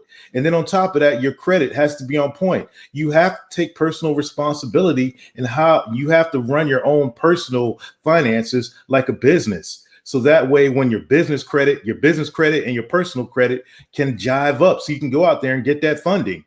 And then when you go before these banks, they don't know what the hell you look like. No bank whatsoever. Nothing I've ever funded. Nobody has asked me ever what race I am. Nothing I've filled out. Nothing. Zero. On any form whatsoever. For my EIN, nothing is connected to my race. But Trey, to be fair, now I'm not with this 100% there's no racism thing. And I'm gonna tell you why. Wells Fargo, one of the biggest banks in America, one of the top. Don't do business with Wells Fargo. That's it right there. There you go. Hold on. No. They found Wells Fargo during their own audit, and they had to pay out because they found that they were doing discrimination against blacks. So I can't jump on that train where. Well, if they were, then do business with another bank. There's hundreds of other banks. But the argument, Trey, the argument you said there's no race-based discrimination. No, come on, that's a little bit of a leap. Here's the thing, bro. But what if there is? Oh well, get over it. Go find another bank and do business. It's illegal. Hold on. But they're breaking the law. But Trey, they're breaking the law when they do that. But here's the thing: if you want to be an activist, go file lawsuits. Go out there and protest and march against Wells Fargo if you want to do that. If not, you go link up with another bank. You go get with all these other brothers in Houston that are out there killing it, making millions in the real estate game, and you do that. And I don't disagree with that argument. I'm just saying that what I'm speaking to is that when you say there's no discrimination, that's not true. I don't care. Let me add. But you don't care. That's fine. But I'm just saying that when you make that argument, you say there's no racism, then all the reports say, well, there is some racism. If you go find racism, you'll find. If you go looking for it, you'll find it. I think the argument that you're trying to make is that if there is racism, it's minimal compared to the other factors that are holding these people back. Is that close to what you're making argument, or are you just like there is no racism? Yeah, personal responsibility. The issue altogether. Personal responsibility is way bigger than racism. He keeps doing this because there were no racism in society. Period. So like his conservatism is based on ignoring all history and just claiming that I want to move forward. We're not going to allow people to do anything. So this is what I mean by letting helmet people on the panel. He didn't know anything about the Sherman Act, nothing. He just came here to ignore issues and you allow him to talk on your panel. He does this everywhere. He come with no understanding. He gives bullshit resolution. And that's how that works. Most conservative man in SYSPM. Dude, he does it everywhere. He does it everywhere. Let me say this, King Sigma. Another element of when you start talking about access to capital, there was recently a woman, I believe in I can't remember what state, but she had her home appraised, and she removed all. She had it appraised, and then she removed all signs. It was in California, San Francisco. Yeah, I saw that. Mike V sent me that one. The one with there was two of them. There was the one with the white dude and his black chick, and then there was like a Latino and a black guy or something like that. Mike V sent me that. I saw it. I know that there is discrimination, no doubt, but I'm just looking for one-offs. You're looking for one-offs out of millions. Renaissance man, what I'm pointing to, this is what I'm trying to say why I disagree with Trey NBA. What I'm trying to say and I'm trying to get at is that there's certain things that you can't control easily, right? But then there's certain things that you control. Like what I'm trying to get is this: my child coming home, I can control if I allow them to listen to us having this discussion. I can sit down with my child and teach this boy or this girl of why it's important to have a financial education, to have them read books. I can control that. Now, I'm not going to say to my son, hey, I've prepared you. I've given you all these skills. You're never going to be discriminated against because you're a black male. I can't say that to my son, bro. I can tell him that you're going to outperform them. And if you find racism, you're going to utilize all the resources before you to get some justice and to make things whole. All right, King Sigma. I got 4 kids. I can't look at my son and tell Let him me tell you something, King Sigma. Yeah. I got a son that's 26, and I never taught him this racism stuff. He wasn't raised in the community. He was raised around military his entire life. And I told him, like, look, if you ever face it, go the other way. Go around. And he hasn't dealt with it. It's never affected him. He has now, like, I don't know, about 20 white people working for him in Seattle. Just went out there, got a position based off of online and phone interview. They never saw him. Went out there. Now he's got 20 white people working for him in Seattle. No issue. Because when you're not taught that, when you're not taught from an early age, oh, racism, no, it doesn't affect you. You're taught, go out there and kill it. And that's what I taught them. And that's what I taught all my kids. And they don't have no concept of it. If it affects them somehow or another, oh, well, guess what? You don't cry over spilled milk. That's what I'll tell them. Move the fuck on. Your response, sir? King Sigma, your response? Well, that's easy. My response is that if it violates state laws and federal laws, I'm not telling my kids to ignore something like that. But I still think that what Trey you're trying to get at, it seems to me that you're trying to say that race is the least factor, which that's a good argument. But what I'm saying to you is that I'm not going to tell my son, hey, your employer is violating federal laws that many generations fought for. Don't keep those laws in the book, or don't let them keep violating. If they're violating these laws, I'm going to tell my child to fight against those kind of laws. Period. King Sigma, my son. Hold on real quick, Renaissance. Hold on, let me respond to King Sigma real quick. Because but let me give you a disclaimer. I've had an incident before in a job before where I've had to go file an EEOC complaint. I had to go through that process, and because I put myself out there, others that had experienced bad things from people that did have that prejudiced attitude, they were eventually removed. So what I'm just saying is that the laws didn't just come out of nowhere. Certain King people have gone through certain things. Hold on, Trey. Hold on. I just want to say this, because when I hear the argument where brothers will say it doesn't exist, I just don't think that's a good way to teach a kid to deal with America. Like, you want them to exist. All right, King Sigma, how old is your son? Still open, even with all the racism, America is still open for business. But when you see injustice, you should speak out. And that's just my okay. King Sigma, how old is your son? I don't have a son yet, bro. Okay, cool. My son's 26, bro. He just left his job in Austin because where he was the manager, managing the property, they were using this CRT to violate the Federal Housing Act against white people. They were doing some flip side on it. And you know what my son's principles, he was critical race theory to violate the fair housing? What? Yeah, I swear, niggas. Now, when my son instead of calling him out, my son left the job and said, you know what, I don't want to do this no more. And he started driving for me until he got another position, because guess what? He has principles and morals, unlike some niggas on this panel with weird ass fucking witch hats on. But hold on one second. Let me shout out the super chat. Sick lid. Keep fighting the good fight. Long live the king. Appreciate you, bro. You got it. Trey, here's the thing. You gotta have morals and principles. Trey, let MOT get it right now. Go ahead. King Sigma, on your panel, this guy cited critical race theory as the reason why somebody left the state. You just gonna let that happen on your panel? Why don't you correct that? Did you hear what I said? What he said about critical race theory? These idiots in Austin were using critical race theory. These idiots in Austin were using critical race theory to discriminate against white people at my son's complex. And my son said, hell no, he ain't with it. And he left. Wait, okay. Yeah, I didn't. Wow, I didn't even know anything. So keep doing it to you, King. Hold on. So you said that CRT. So you said that critical race theory. Can you give us an example of how you know for a fact that it was critical race theory? Okay, well, you know the teachings of critical race theory that white people are inherently racist just based on who they are, and that on top attached to this whole rent. Hold on. I just want you to clarify, because I don't want like no one to put no ideas on that you didn't say. Like when you said that CRT was the reason you can prove. No, they were using all those philosophies behind CRT. Basically, his apartment complex was using, those principles behind CRT to discriminate against white people into the housing, to try to get more of these illegals up in there, trying to get more, people of color into the community. And so this was a policy in the Seattle. You're referring to Seattle? No, this was in Austin, Texas. But hold on, I thought you said y'all didn't have racial issues like that. Isn't CRT banned in Texas? Hold up. Hold up, Austin, Texas. Any of y'all familiar with Austin, Texas? I'm not familiar with it, but I just Yes, Texas I am. doesn't have those Austin problems. is Snowflakeville in the middle of Texas. Austin is as blue as It's can be very in the middle of liberal, Texas. Super liberal. And the complex, yeah, they tried to use this shit, and my son wasn't with it. Now hold on. Now hold on.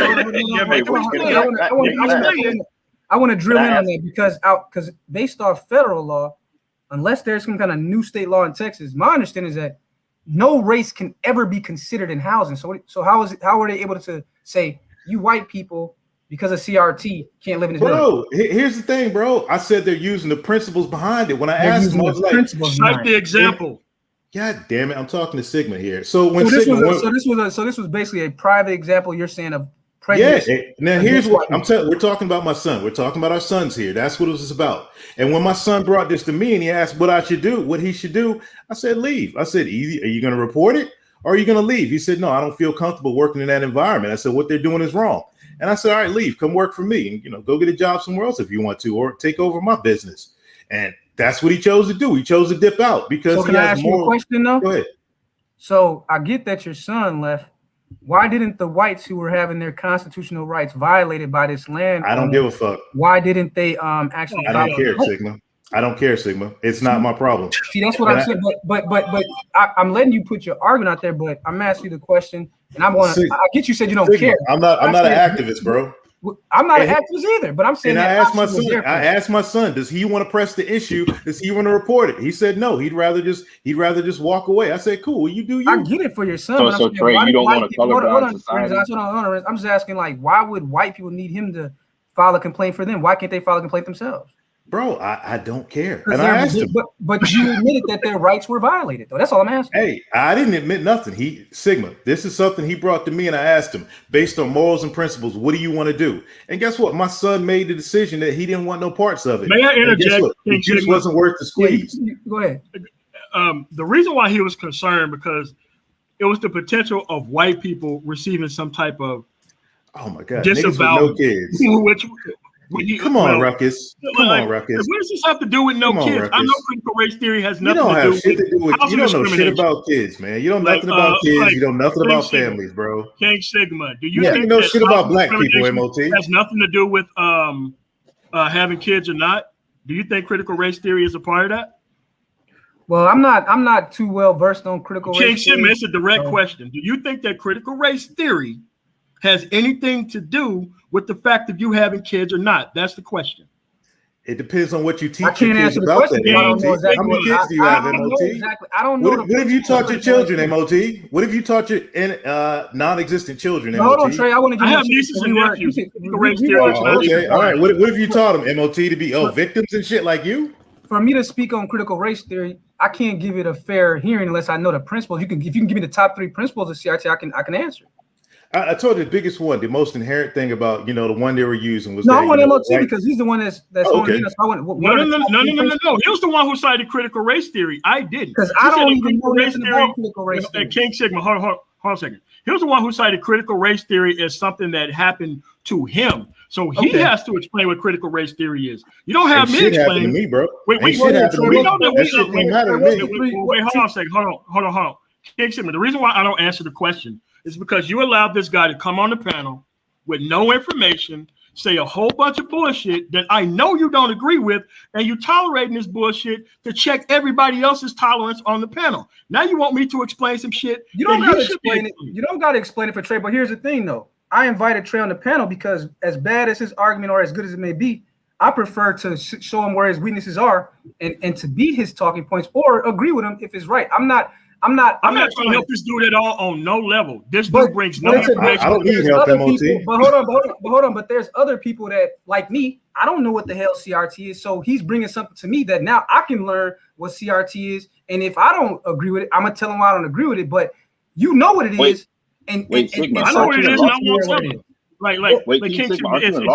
It's different. It's different.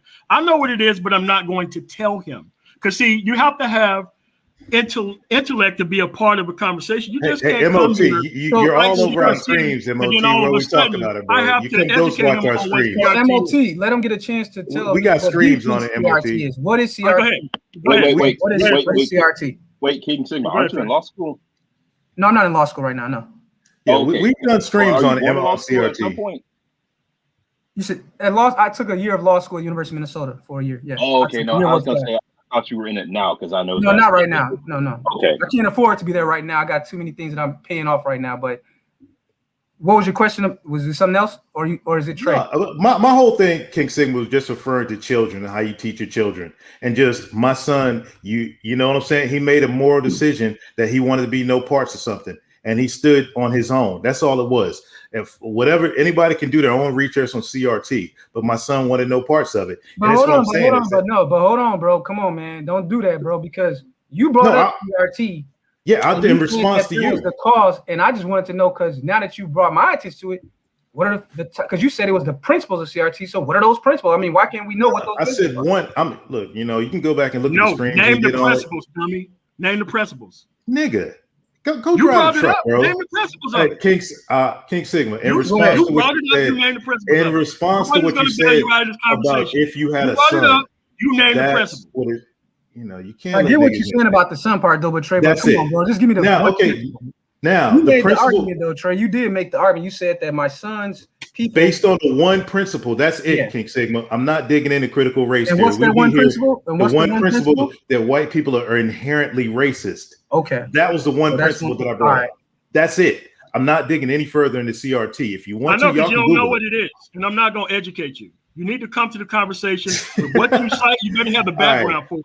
So now we're talking about King Sigma. We're talking about how we raise our sons. That's where I was responding. We're not talking about how we raise our sons. I'm talking to King Sigma. You don't have children, nigga. That has nothing to do with race. You know what's so crazy? Like me and Dr. Venus, this whole conversation was supposed to be about how we can keep these people. Mad Bus Driver X. This is why this guy is not a part of. That's why it's telling us that our children are too dumb to pass a standardized test. And that's really what this whole conversation is about, because I don't believe it. I don't believe that black children are too dumb to compete with new Americans. Hey, all four of my kids are killing it, nigga. But that's what the real conversation is supposed to be about. So if critical race theory says that all white people are racist, then I'll look into it. I want to look into this now. I wasn't interested in it at first because, again, I know.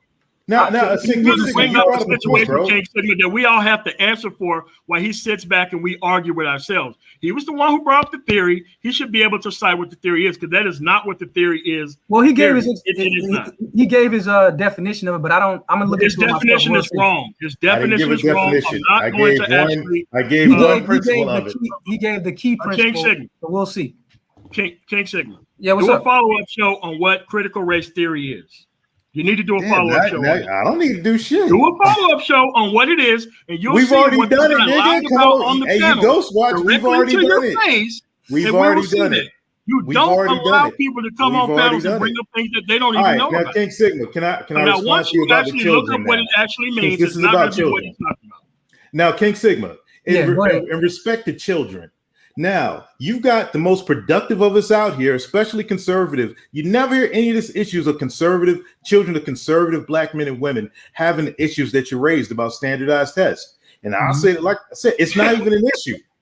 When you talk about that. Now, show me the areas where conservative black women and conservative children of black people have issues with these standardized tests. It's non-existent. I mean, do you just say it's non-existent in places where people have conservative values? Black conservatives. Black conservatives that are having problems. Most people I know personally, they're raising their children. I just noticed that the people I know, I'm not speaking for myself, that I know that I can look at and say their children are performing well. They don't ask for standardized tests to be removed. The ones I see making that argument are the ones whose students who are neglecting to do the work at home with their children. From what I see, maybe you guys seeing something different, but from what I've seen in my experience, and again, I even had parents, they weren't directly like, you got to do this to be successful. They just say, hey, if you want to take this route in life, here's how you do it. You got to put in the work. But I know people that are like on that tiger mom kind of tip parents, where their parents are there. You need to work 2 hours a week on this assignment. You need to do 2 hours. You know, they have those kind of parents, and where their parents are really leading them on the right educational path. People that have parents in these lanes, I don't see making these complaints about their children can't perform. I don't see it. I'll share my experience, man. I got beat. So you know, if you wasn't going to school, you getting ass whooped. That's he was that's getting the the extent of- Kute Kinte treatment if he didn't do his schoolwork. You know what I'm saying? Right. But So like, your people are from the islands, though, right? yeah, Barbados. See, so there you go. So he just said that. Look at the kind of punishment he would get for not doing his work. So if he failed, your parents didn't want the stigma that comes with being failed parents, so they made sure that you represent their name right. So I'm just asking, where does more of the weight get put on the parents? Why do we keep trying to put all the weight on institutions who are just like a reflection of the undercurrent of families in the society? Because even when you have, because King Simic, even when you have, you know, a community that's performing at its best, we saw that during Black Wall Street. That really didn't matter, right? And so what I'm saying, look at the video that DC sent out on Prince George's County in Maryland. That's another instance of it. What I'm saying here, you still need the infrastructure to be in place properly. You can't have kids going to school freezing to death because, you know, the school doesn't have any heating, or that roof, you know, the roof or the ceiling is falling in on classrooms. That's unacceptable. Okay, so when are you going to talk to the moms that are having babies with these Pookies and Ray Rays, and these Pookies and Ray Rays, and ain't taking care of their kids? And the fact that they got to live in these areas. But Mike, so let's go back to your example, Mike. Let's go back to your example. When are we going to attack that? Let's use Mike's example, because this is interesting. This is a good opportunity right here. So Mike is saying that in Boston, the city of Boston, don't they have a black mayor? Now they do. So they have a black mayor now. Okay, what party dominates y'all city politics? Democrats or Republicans? Because I don't know much about Boston. It's Democrats mostly. Okay, so mostly Democrats. And in terms of schooling, is y'all school 100% funded by the state, federal government, or is it mostly local tax dollars? It's property taxes that pay for public infrastructure. So then the issue becomes, what's going on with the property ownership in those areas where that school is at, and how does that relate again to the underlying issues of the structures of the families in that Boston area? Because from my experience, our schools are mostly local dollars from the city and from property taxes or the county. So that means that whatever's happening with any school in any zip code in my area is based on what the income levels are and what the structure of the households that live in that area are. So it sounds to me like more than likely you have an area where that school is at, where there's a bunch of slumlords with single parent homes or low wage males that are running those homes for a situation like that to happen. Am I correct, or is it something different going on in that situation? Because usually it's based on the home ownership and who's owning the homes and how engaged they are with the community that the school is in. So there's a myriad of issues that happens from public infrastructure standpoint. If you don't have enough people paying taxes on the land, and you don't have enough of these businesses that also operate locally paying taxes in, like we saw that with Amazon not, getting a $1.5 billion tax break just to move their headquarters to New York, things like that impact your community. It's not just here locally. You can look across the country. Look at Chicago. 51 schools in Chicago closed, most of them in predominantly Black areas. That's unacceptable. These are issues that happen at the ground level that need to be addressed first. So even though I understand what you're saying when it comes to, the parents need to be held accountable, even when you hold them accountable, where's the infrastructure? That has to be taken care of. Okay, let's take Chicago. They've had haven't they had a whole line of Black mayors and Black county commissioners the last 30 years? They got a Black mayor right now who's underperforming. So see, I agree with the fundamental things you're talking about, but I feel like where I'm at right now, I'm at this point where I've looked at all the history you've looked at, and you're not telling anything but the truth right now. But what I'm saying spend a day in Chicago, and you'll understand how Chicago ended up with that weird looking mayor. That's all. Yeah. But they put this woman you gotta make a decision though. Eventually, it's like, how long do you stay and keep your families in places like that, or you finally just decide, you know what, I'm getting the fuck away from these people. And that's true. What Trey is saying, I think I can't agree with Trey with the 100% racism does this, but when he says that, hey, it exists, but I have found a solution to my problems and my family problems, I'm out. I can understand that. But what I'm saying to you is that, Mike, you mentioned Chicago and the 51 schools that was closed under Democrat Rahm Emanuel. And he got all the support of Bobby Rush and all the Black Obama. That was Obama's right-hand man. So I'm trying to find, where do we put the accountability? Because you mentioned that the 51 schools were closed down by the Democratic Party, Rahm Emanuel, and Obama and them. So I'm just saying, who takes responsibility for what's going on in these communities? Who? help. So Okay, different let's city. go back a little bit. But before this happened, he just told you how schools were funded. Did you hear that part of the conversation? Schools are funded differently in different places. No, they're funded the same nearly in every place unless they're like charter schools. And when you don't have the tax revenue in the area to support the school closed down. That's how it works. And that is true because I see that in my state. But what I'm saying is that so if it's true, you can't put revenue. the onus on the parents for not having the tax basis to open the school. But the tax basis is based on keeping the tax basis is on keeping people employed and keeping jobs within a jurisdiction that people can get to by car. So in Chicago, for example, that has been a city that's been run by the Democratic machine for what, 100 years? So what I'm saying is that if it's a problem of the tax base and a problem of businesses leaving the state, that still falls on the decisions that the voters make and who they put in office in politics. And if you're going to use Chicago as an example, Chicago has been a Democratic machine for 100 years. Okay, Sigmund, guess what I could give you the mirror instance of? Yeah. Alabama, Mississippi, Arkansas, Georgia, all ran by conservatives, still have the same problem. What's your answer to that question? Because it's not.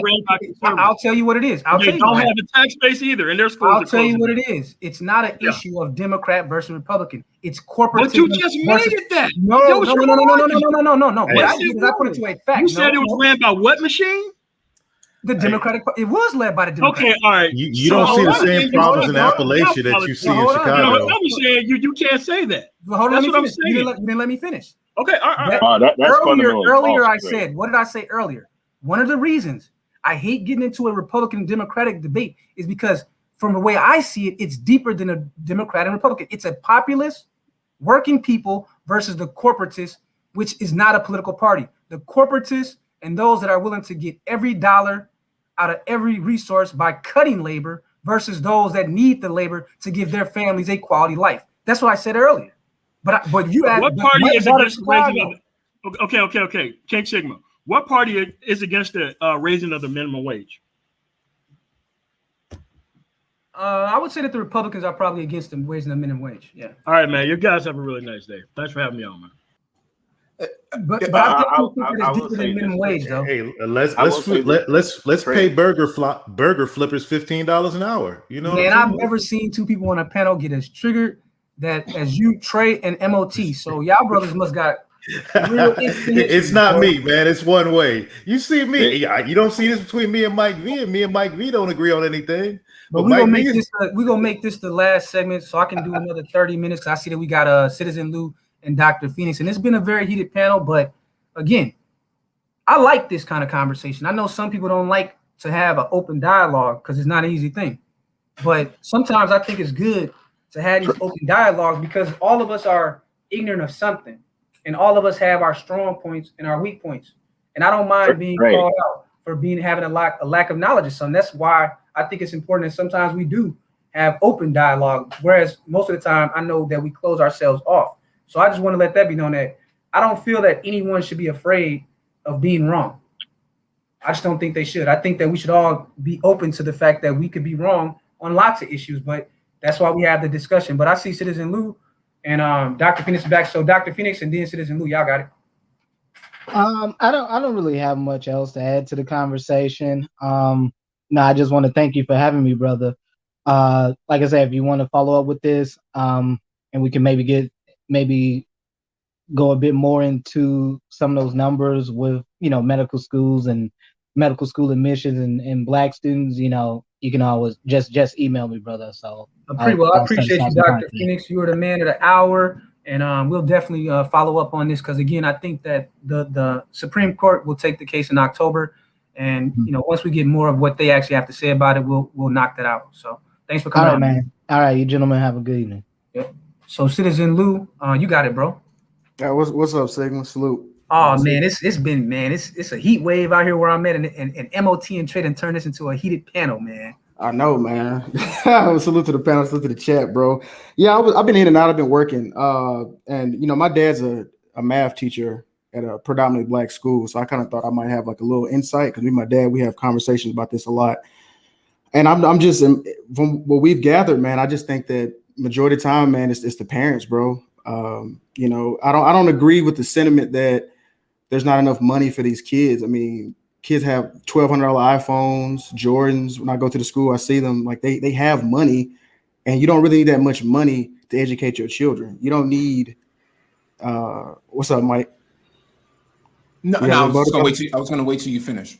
Oh, yeah. Well, I just want to say that, man. In this last thing, he told me one thing in particular. He noticed that a lot of the black students' parents don't come to parent-teacher conferences. They don't talk to him at all. And then even I hate to bring it up, but he brought up there's like a couple white students who are extremely poor, and their parents even come and they do pretty well in school. So it's definitely, I just think it's a cultural thing. It starts at home. I don't think it's macro, like, you look into like all these. I just really think if we want to educate the children, it starts at home, bro.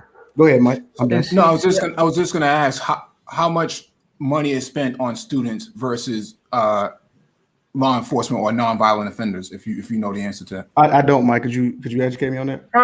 So I would say, I know with prisoners in my state, I think that they said they spend $61,000 per year on prisoners. I know that much. Yeah, and they spend about $22,000 on students. So let me ask you this, Mike. Let me ask you this, Mike. So do you think we should look more of like a home school? Because in my opinion, I think most public schools today are just detention centers. Like they're not even really educating the children at all. No, what black men need to do is they need to take over those schools, getting on the school board, getting involved in those sort of political circles. That's how you do it. Look at Gary Chambers Jr. in Louisiana. Look at how he dominated that floor when he took over, when he gave his speech, and he got that woman fired who was sitting on a school board, looking at Fashion Nova or whatever it was she was looking at on her phone, wasn't paying attention to the actual meeting itself. She left. She resigned. Because I bet you if you looked into that guy's background, he was heavily invested within that area that he lived in, and he ain't no way that you as a black man are going to be able to take over a school board until you take over your home, until you take over the leadership of your home. Look at the video, King Signal, when you get a chance. Called What's Gary that guy's Chambers. name? Gary Chambers Jr. He's running for Congress now. I think he's running for Senate. Gary Chambers Jr. in Louisiana goes off on school board director. Look it up on YouTube. It was trending. Hey, Mike, you know what? My dad said something similar to that. He said that all boys, he said that black boys should be in all boys schools because he said he noticed like when the girls are around and the mothers.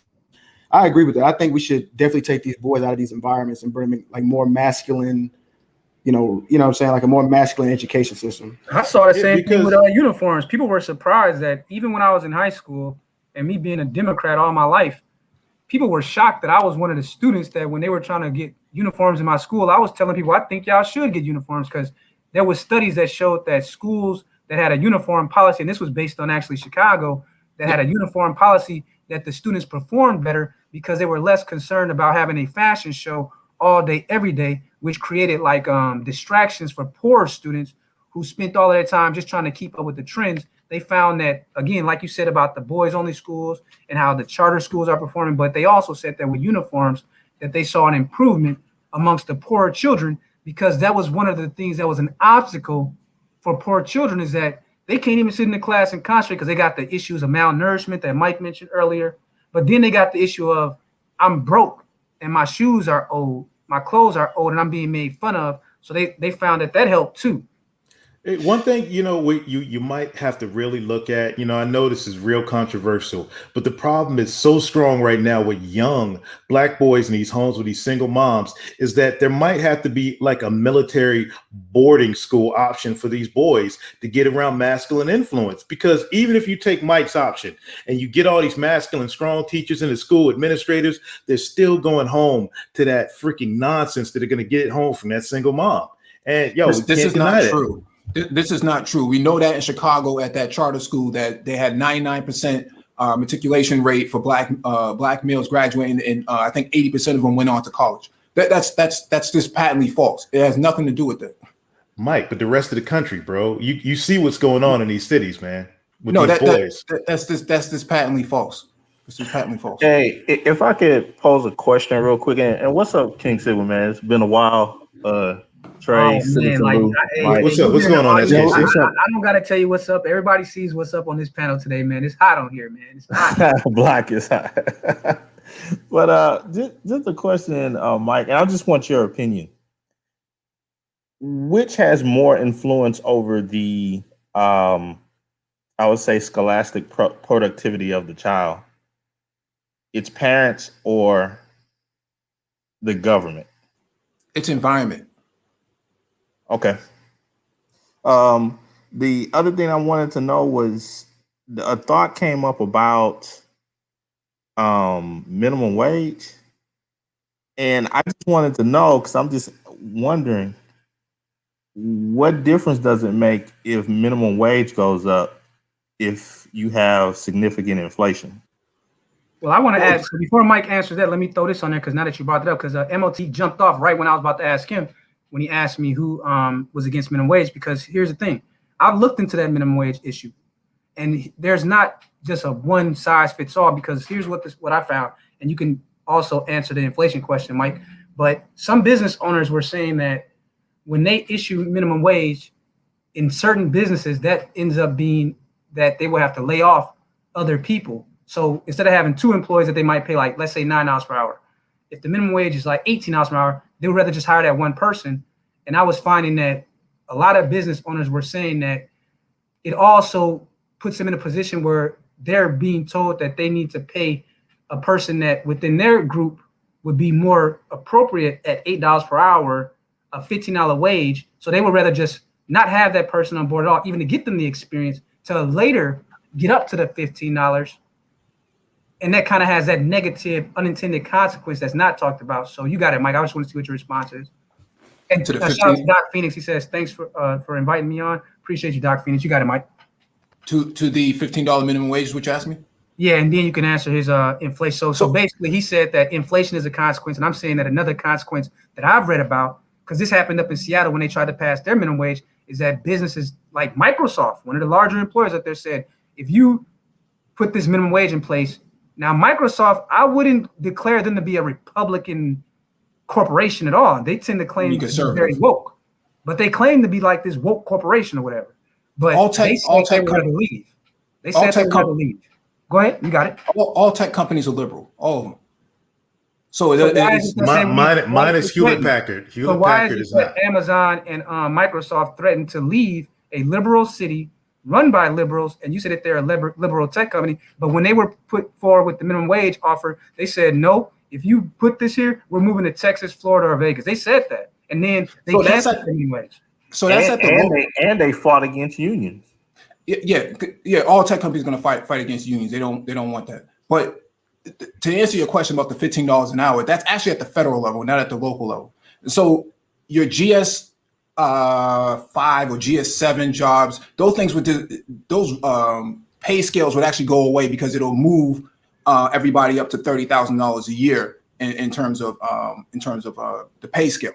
Because the federal jobs, you still have the federal minimum wage, which was like $7.25 or $8 or whatever it was. So the actual minimum wage argument starts at the federal level. So if they can get it pushed at the federal level, then that makes a lot of sense there. Now at the local level, that's different, because even McDonald's and several other companies have already come out, or corporations have come out and said, yeah, we have no problem paying $15 minimum wage. The ones who are mostly impacted by this are Black men.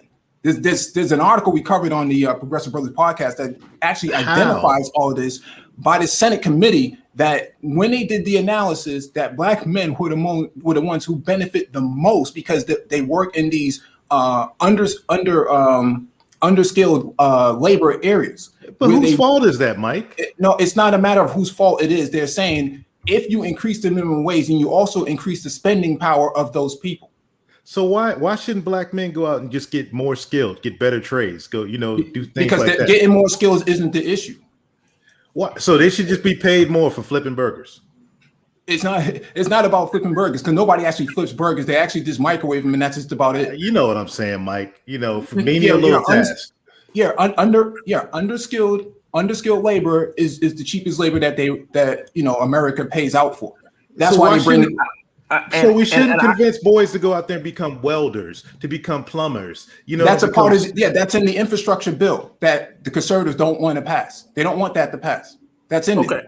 Okay. Well, I just have to come back to this to Mike, because I'm just curious as to why you believe that that environment and governmental structure has more to do with the scholastic outcome of a child than its parents?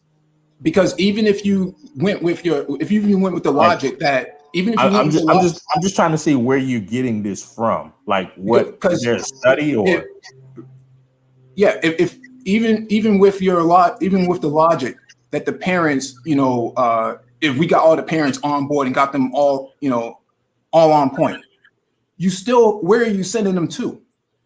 Hey, salute to the brother Citizen Lou, man. Appreciate you. Thanks for joining, man. I know you came in pretty quick. Well, I don't think it's a thing about sending them to somewhere. What I'm saying to you is you don't believe that a two-parent family, that the children that come from a two-parent family have better outcomes than individuals that come from broken families that may have governmental programs? I didn't know that was even the part of the conversation. I thought the idea was that, we are talking about Black America, right? No, we're talking about America, period. Okay, but you said Black men were the most affected by these policies. No, what I was saying was that Black men would benefit the most from those policies. Well, I think that Black men, particularly the boys, would benefit more from having a better family structure. How's that working out? And how's that working out for families in New Hampshire and West Virginia and in Rhode Island? These are conservative states. What do you mean? What are you talking about, Mike? The families in conservative areas are doing good. The two-parent home, it's killing it, Mike. Statistically, if you just look at the single mom rate and what's going on in the Black community, and you compare that to two-parent homes where Black children are coming from, Mike, there is no comparison, bro. So in the imaginary world, that would be cool, but the facts on the ground say otherwise. You can look at these conservative states and see that they have the same amount of issues.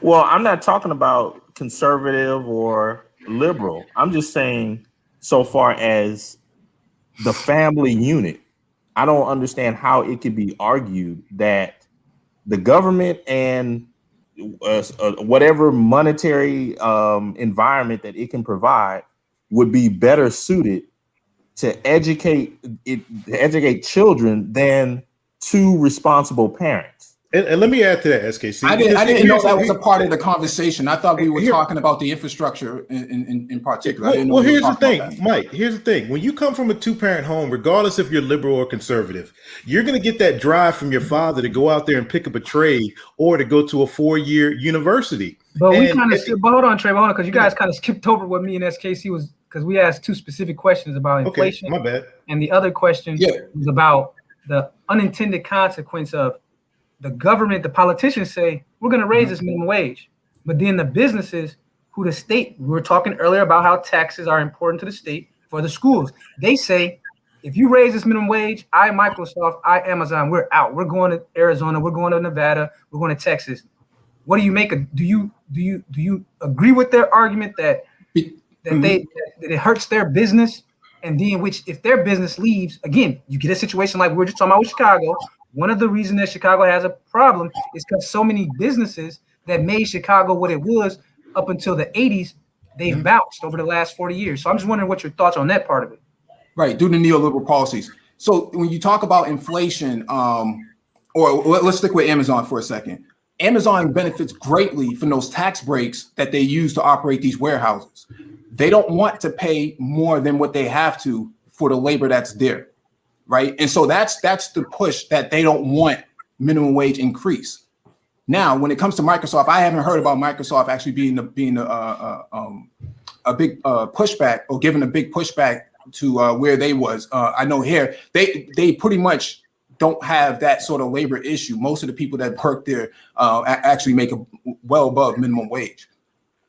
Well, I'll put it like this. When it comes to inflation, when it comes to inflation, Jerome Powell, one of the Fed chairmen, said you won't see inflation for 20 years. So you have no problem. There would be no problem in actually pushing these policies now. But hold on, though, Mike. Hold on, because the Fed were the same ones that said that the derivatives exploding the economy would never happen. And it was also the Feds that contributed to that explosion with the way that they didn't do their job regulating the Wall Street firms that were putting these high risk bets on people's consumer investment accounts that should have been separate, that had all during American history been separate until Bush and Joe Biden teamed together and ended the regulation of those markets and what they called deregulation, which again was bipartisanship. So I got Mike, come on, bro. I don't know if I want to trust the word of the Fed, knowing that all of these bubbles, they were the lead driver on allowing these bubbles that ended up popping to happen. What other data are you going to work with? What other data are you going to work with? Common sense says that all we got to do is look at the consumer price index every quarter where it's at. Right now, do you see what the price is for food, cars? Everything is inflated. The housing, they saying. So you don't attribute the trade war to supply chain inflation?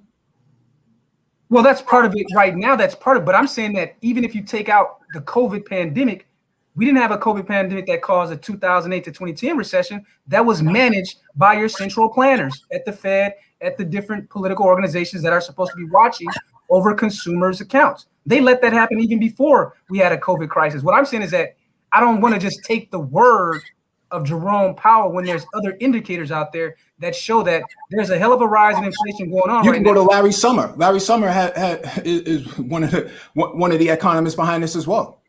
And what else was Larry Summers behind? Well, quite a few things. But if we're tell me something else that he was behind that we all know about. Yeah, the Fed. No, he was also behind the bubble that crashed the American economy. No, he was one of the Fed chairmen, is what I'm saying. Yeah, he was one of the main people there. So I'm just saying that I get what you're saying, that yes, the authority has said there isn't going to be any inflation.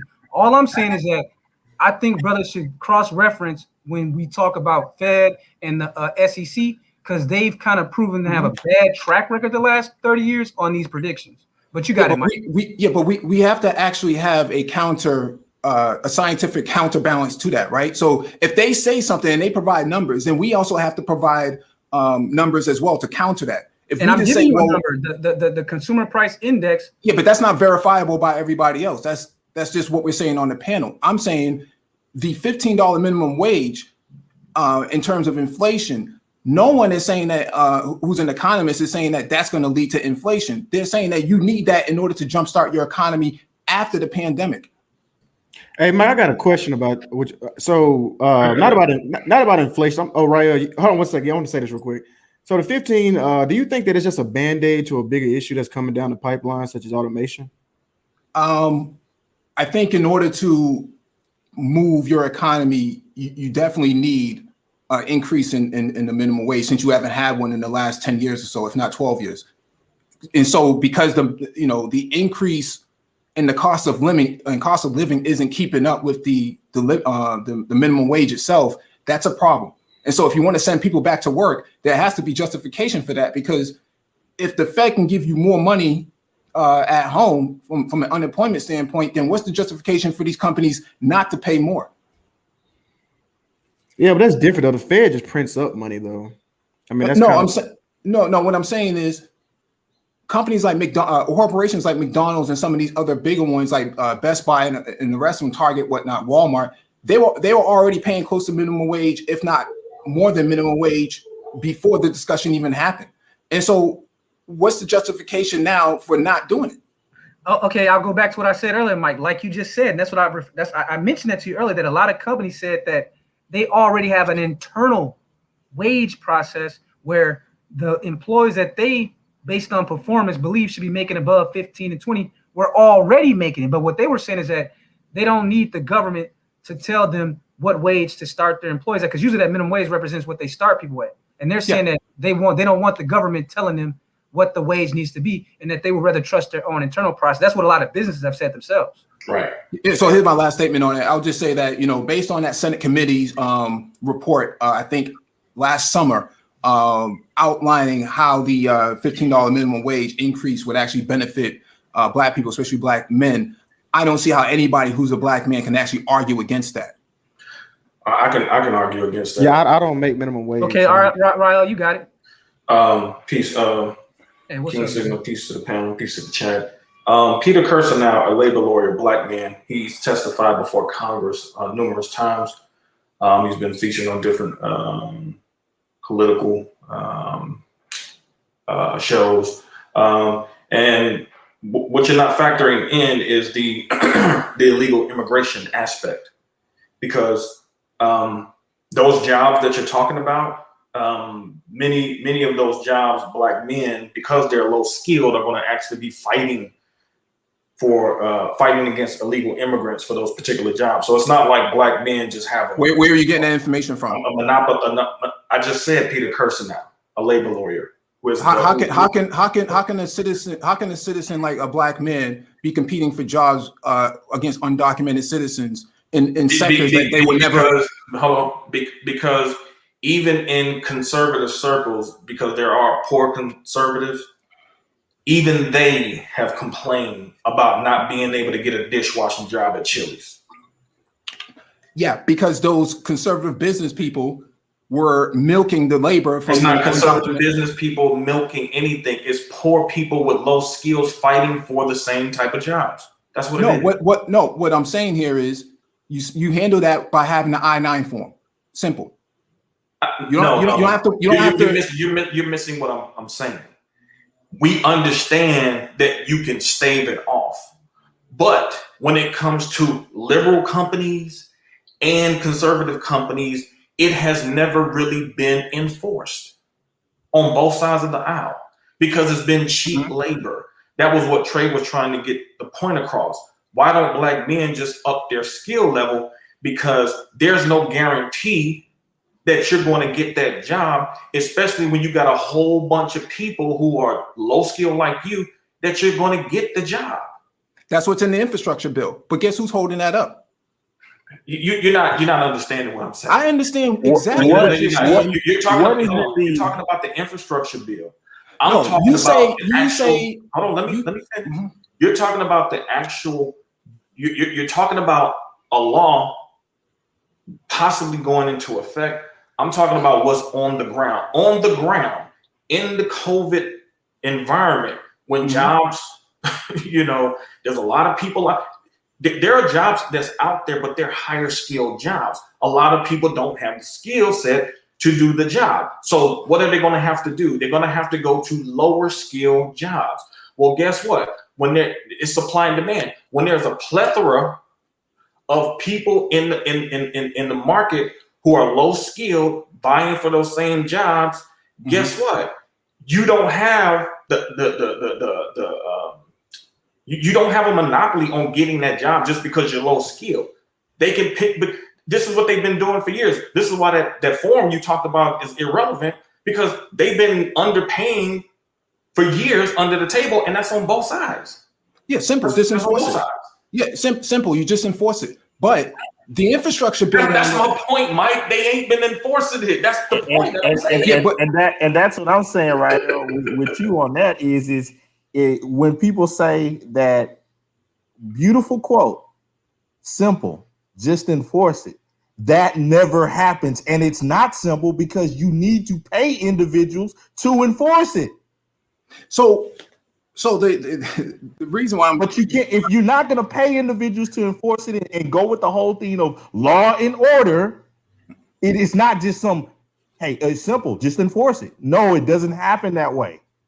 Right. And this kind of speaks to, this is kind of one of the reasons why I really have tried to move away from the Democrat Republican labels, because when you look at the history of the conversations you guys are having right now, this immigration issue, Rael is correct and Mike V is correct on the enforcement part. But the fact is that both parties have seen it as a benefit to them to play one side or the other. So you basically just get nowhere, because I got a good example of what Rael was talking about. We know about the Clover Hill Bakery. To me, that case should be studied by anyone that wants to study American immigration and how it affects the racial aspect. The Clover Hill case a couple of years ago, when Trump's department raided that bakery and they found what was like 500 illegal immigrants there, they shipped them out immediately. It doubled the wages. Well, actually, these it's important to understand that. But hold on. These blacks that were there, the blacks that lived in that community, weren't getting the jobs at Clover Hill because it was cheaper to pay the illegals based on Illinois' own minimum wage laws, including, because there's state and there's federal. So the owners of Clover Hill felt that, hey, I'll get these illegals, pay them half of that immediately, because they had to. They hired all like 500 unemployed black people to work in that bakery that works with McDonald's, and they got wages of, I think, $16, $17 per hour, and they were unemployed at first. But I'm just giving an example of how that's an example of where illegal immigration, it depressed the wages, and it also locked out the local black males in that area from that job. But boom, they got rid of them. They got those jobs. That's all I'm saying. Yeah, and I would also compound that with deindustrialization. Go ahead, you got it. No, I'm just saying deindustrialization played a significant role. A lot of those labor jobs that black men were working at, Chrysler and Ford and GM and those places, those disappeared based on the policies that were passed, starting with the Reagan era and then coming down to the Clinton era and then the Bush era. Those jobs disappeared and black men's jobs disappeared. And thus, the only thing I disagree with you on that is that it's an era. It's not an era, bro. It's a policy. Thank you. I said error. Error in terms of the time. No, I know what you mean by error. I know what you're talking about, but I'm saying that it's bigger than that, though. It's a policy that's been passed from 5 to 6 administrations, regardless of party. Regardless of party. No, but it started. Where did it start? It's true. Yes, it started there. But are we talking about what happened in 1975, or are we going to talk about what's going on in 2021? No, in order to understand what's happening now, you have to understand the origins of it. But we don't agree with you on the roots of it. We agree with you on the starting point. What I'm saying is that at what point does any administration, and not just, we can't just put this on the president, when has the Congress stepped in the last 40 years and say, enough with deindustrializing the inner city and locking out these black laborers, enough with it? At what point has any party stepped in and Thank you, King. The Democrats have... Hold on. Look at. I don't care what they say. They could say they don't support Trump, this and that and the fourth, and blase this, and they Republicans and they're mean and this and that and the fourth. But where are all these liberal people that's coming? All these tech people coming from Seattle, Washington, Silicon Valley. Where are they coming to? They're coming to a Republican state, Texas, where I'm at, because they do not want those federal mandated wage things on them. No, it has nothing to do with that. They're coming to a state that has no income taxes. Tesla coming here, Oracle coming here. We have had so many people. No, it has nothing to do with that. These liberal companies. But see, that's the point. They'll talk a certain way, but when it comes to the tax, see, you got to follow the tax. See, the tax code is the key, and all that nonsense about wokeism and all that. It does not. It comes second place to them being able to save money. All these capitalists. What does that have to do with this discussion? What does that have to do with this discussion? Well, I think it has to do with this. If I can, yeah, but if I can, you say Mike. I think you say it's real, but it doesn't have anything to do with the topic of the discussion. Well, I think this is what yes, it has it does. to do with Hold on. Mike. Yes, it does. Because the whole point. This is what Trey was saying before he left. He said, "Why don't black men up their skill level so they can get where are they going to get these? So they're not a part of the conversation of poor people fighting other poor people over meaningless jobs. That's like that. You got people out here. Look, I used to work at Walmart years ago. This is like 1998.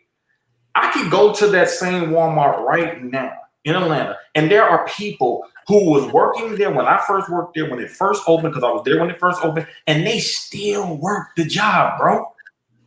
They still work it because they never increased their skill level, man. There are people who are comfortable in that low wage skill deficit, and there's nothing you can do about it. It ain't no policy that you're going to pass that's going to change that. That's a mindset. That's what Trey was trying to talk about. He was trying to say, change the mindset. Yeah, but he brought up individuals that can change that mindset, particularly because you can't change it for some people because they're grown and they're stuck in their ways. But individuals that are coming up, their parents can teach them a better mindset. Right. Yeah, the government isn't going to teach them that. Now, Mike, what part were you disagreeing with Rael about the businesses leaving the blue states? Because that's a fact that they're leaving. In fact, California lost 2 seats in Congress, in the next Congress. What is it, 2020? Yep. 23 or something? We getting all type of people from California and the West Coast coming to Texas. They're going to Florida as well. Nevada's gaining a lot of their population because, again, the labor is going to follow business. Labor is going to follow business. And I think black men should follow that type of thinking from those, because you said, Mike, all those tech companies are liberal and so forth. Okay, I think they should take that mentality. Hey, you know what? I can move in this way for particular things, but when it comes to taxes and so forth and other things, I need to move in this way. It's not a party dividing thing. I think you need to be able to move according to your particular needs, specifically that of you and your family. Yeah. In terms of why the company is leaving California is because the real estate is cheaper for one, and two, it's the tax incentives that's there. It has nothing to do with the state being Republican, because most of the areas that they're moving into are liberal blue cities. The liberal blue cities of Texas actually drive the economy. It's nothing else. There's nothing. First of all, Texas is an oil state. Texas got money. Yeah, Texas has always had money. But the beacon of a state like Texas or Florida is that there's no state taxes. So that's a Republican. They were paying taxes. That's a Republican mindset, low taxes. So you can't sit here and say Republican has nothing to do with it. Yes, it does. They were paying taxes for 40 years. They're paying for taxes for 40 years. So what are you talking about? Well, hold on. If it was all about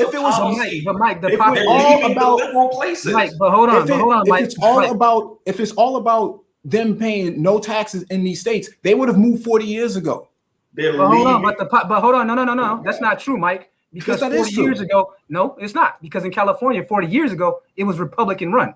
Thank you. It has nothing to do with Republican run. They still paid the taxes. I want to take your argument. I want to go somewhere with this because you said 40 years ago they would have stopped. But what I'm saying is that the Democrats took over California in the late 90s. 40 years ago, Reagan was the governor of California. And also, here's another thing. As if that's a good thing. Hasn't the population in California doubled in the last 40 years? So you're taking what Rael is getting at is that, first off, the Republicans ran that state until the late 90s. That was the first thing. But here's the second thing. You can't say, well, that was 40 years ago and they've been paying 40 years because, again, the population has doubled in places like California because of the immigration situation they have going on over the last 40 years, which means there's a higher amount of people that need to be taken care of by a shrinking tax base because, again, there's been a steady flow of businesses leaving California over the last 40 years as well during that time frame you're talking about, and you have a doubling of the population. So who is all this tax burden? That's Massachusetts. Hold on. That's why California was trying to pass that law before the election that said that if you left the state, they still was going to tax you as if you still lived in the state. Why do you think all these people started getting the hell up out of there? And New York was trying to do the same thing. Come on, bro. Yeah. I got to actually jump on the next panel. But yeah, thanks for having me on, King Sigma. Hey, wow. Thanks a lot, Mike, man. You brought some thought-provoking questions. I'm glad you guys took it all, with a grain of salt, man. Yeah, salute, Mike, man. I like having discussions with you, bro. All right. Because some people, I noticed that, like, man, some brothers, like, boy. It's like oil and water, man. Yeah, certain combatants you put on the panel, and it's like they're not willing to listen to the other side at all, which is fine. But when I do these open panels, one of the reasons why I want to give brothers a chance to talk is because I rarely do them. This is not something that I do on a regular basis, open panels. So when you guys do come on here, I always end up, hearing something like, well, there's a book that I haven't read before I should look into, or something happened that I don't know about, and it's probably worth me reading. So that's why, every once in a while I do like open panel. But, I think at the end of the day, like, it serves a better purpose than not to have these panels. So I think we should appreciate them when they do come about. Like, we're not all going to agree on the same thing. But I do know this.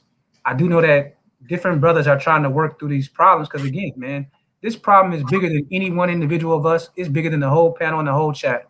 These are real fucking problems that black men have been dealing with for centuries. And we ain't going to solve all those problems in 3 hours of talking on the panel. But at the minimum, we could walk away with some new knowledge, I think. That's what I'm just saying. Well, the thing is, King Sigma, is that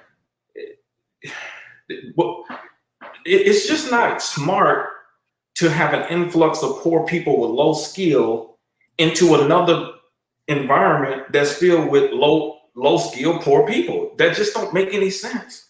You know what I'm saying? But see, what a lot of these black people don't understand is that they're being taught in a game, because now you sitting up there fighting with these other poor people over these low wage jobs, but the politicians are the ones that's enriching themselves by having both of y'all fight each other instead of looking at them. And so you gotta follow the money. See, that's what you gotta do. You gotta follow the money. And because I think that's kind of at the end of the day, both sides have benefited from illegal immigration. It's been a nod and a wink for years. That's why that's why both parties they've had majorities where they could have and tried to pass the shit, but they have never passed a immigration bill, because that cheap labor keeps a lot of money in their pocket. So why would you want to be in that trap of a low skill argument when you could just because even though this stuff has been happening, even from Bush, even to Obama, they put a lot of money in 2-year schools, trade schools. Now, at that point, that's up to the men to get into these programs and get their skills up, which is what Trey was talking about earlier. I do think that's kind of what's happening, though, because like I said, man, labor is going to follow wherever business goes, they're going to go. And I think that's kind of what's happening with a lot of black men that are starting to look at those states where those businesses are actually moving to. Because I know that with Phoenix, Sigma Jones mentioned that city, and that's the fastest growing city as quiet as it's kept is actually Phoenix. Either they already surpassed Houston or they're going to surpass Houston in like a year or two. I don't know if they already did, but I know that they're about to, because they're getting a lot of the money that's coming there because of the taxes and how they the deregulation of business or whatever, whatever side you're on with that. And I think there's some things that are just out of our control. So it's actually in our best interest to go where the money is. That's what I say. Yeah, here in Texas, they have a lot of construction jobs that are unfilled, and you want to know why? I just saw this on the news the other day. They have a lot of construction jobs here that's unfilled because the stimulus money is keeping people at home. They like, I don't have to go work. I can just get the stimulus. You ain't never lying, right? Come on, bro. Here in Houston, and I see that all the time. Yo, it's the mindset, man. It's this mindset, and this is what it goes back to. This is why your name of your show is so powerful, because it's a lot of people, man, in the group who don't believe.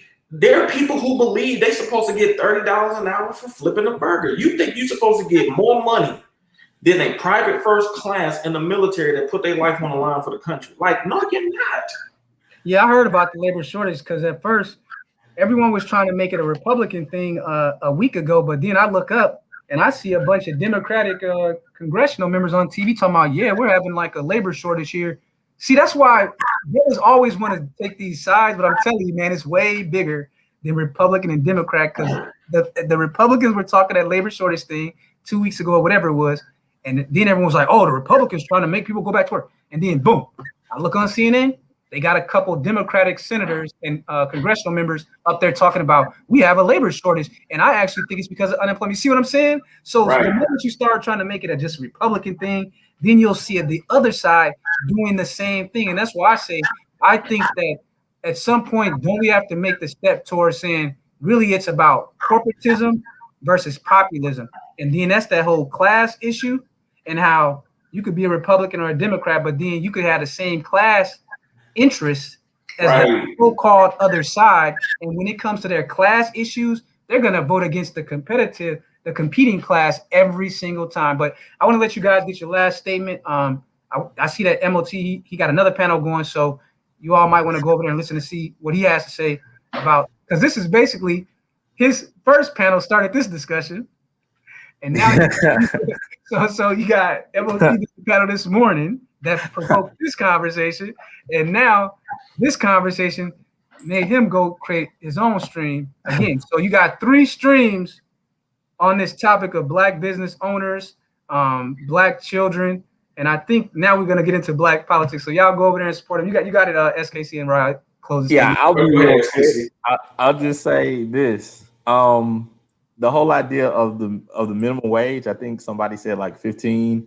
I'll just say, heck, give it 20. Show me how that's effective in any major California city. Right. Right. Right. Yeah. So you got it, Rael. Your closing statement. Thanks for having me up here again. Peace to the panel that was here earlier. Peace to the chat. Thomas Sowell talks about this in his experience. He was much more socialist in his idea of how government should be ran, economy and things like that. When he worked at the Labor Department, that's when Thomas Sowell actually changed his philosophy. Because what he saw that the minimum wage actually killed jobs. Number two, he saw that there were many people in a department, which is a bureaucracy, who benefited from the actual minimum wage being an issue because there were a lot of jobs in a whole department that was created because of it. And so he completely changed his orientation. Before he went in there, he was on the socialist stuff, but even he had a revelation that was like, nah, and he has written extensively about economics and stuff like that. So I ain't seen anybody in these spaces that's on that level in terms of research and wisdom. I mean, the dude is like in his 90s, I think. Yeah, he got a new book out about him called The Maverick, I believe. Some cat just wrote a book about Thomas Sowell called The Maverick. So I know that's supposed to be a good one. Haven't gotten to it yet, but it just came out like the last couple months about The Maverick. Yeah, if you listen to those Free to Choose documentaries between him and Milton Friedman, there was like this series, I guess, back in the day called Free to Choose, and it's here on YouTube.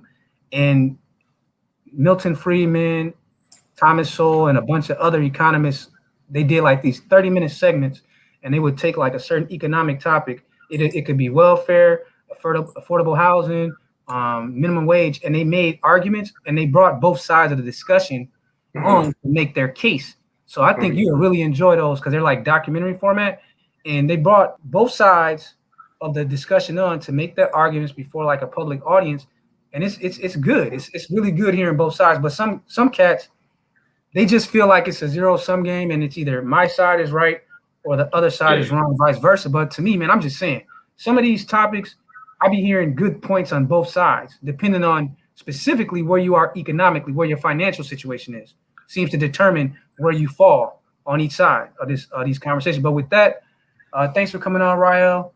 Appreciate all the panelists coming on. Specifically, this was about Doc's Phoenix, but it turned into like a political debate. But that's all right. It happens on these open panels. So with that, everyone have a good day, and we'll chop it up next time. Peace. All right, peace, Kings. Peace, King Sigma. Peace to the panel again. Peace to the chat. Peace.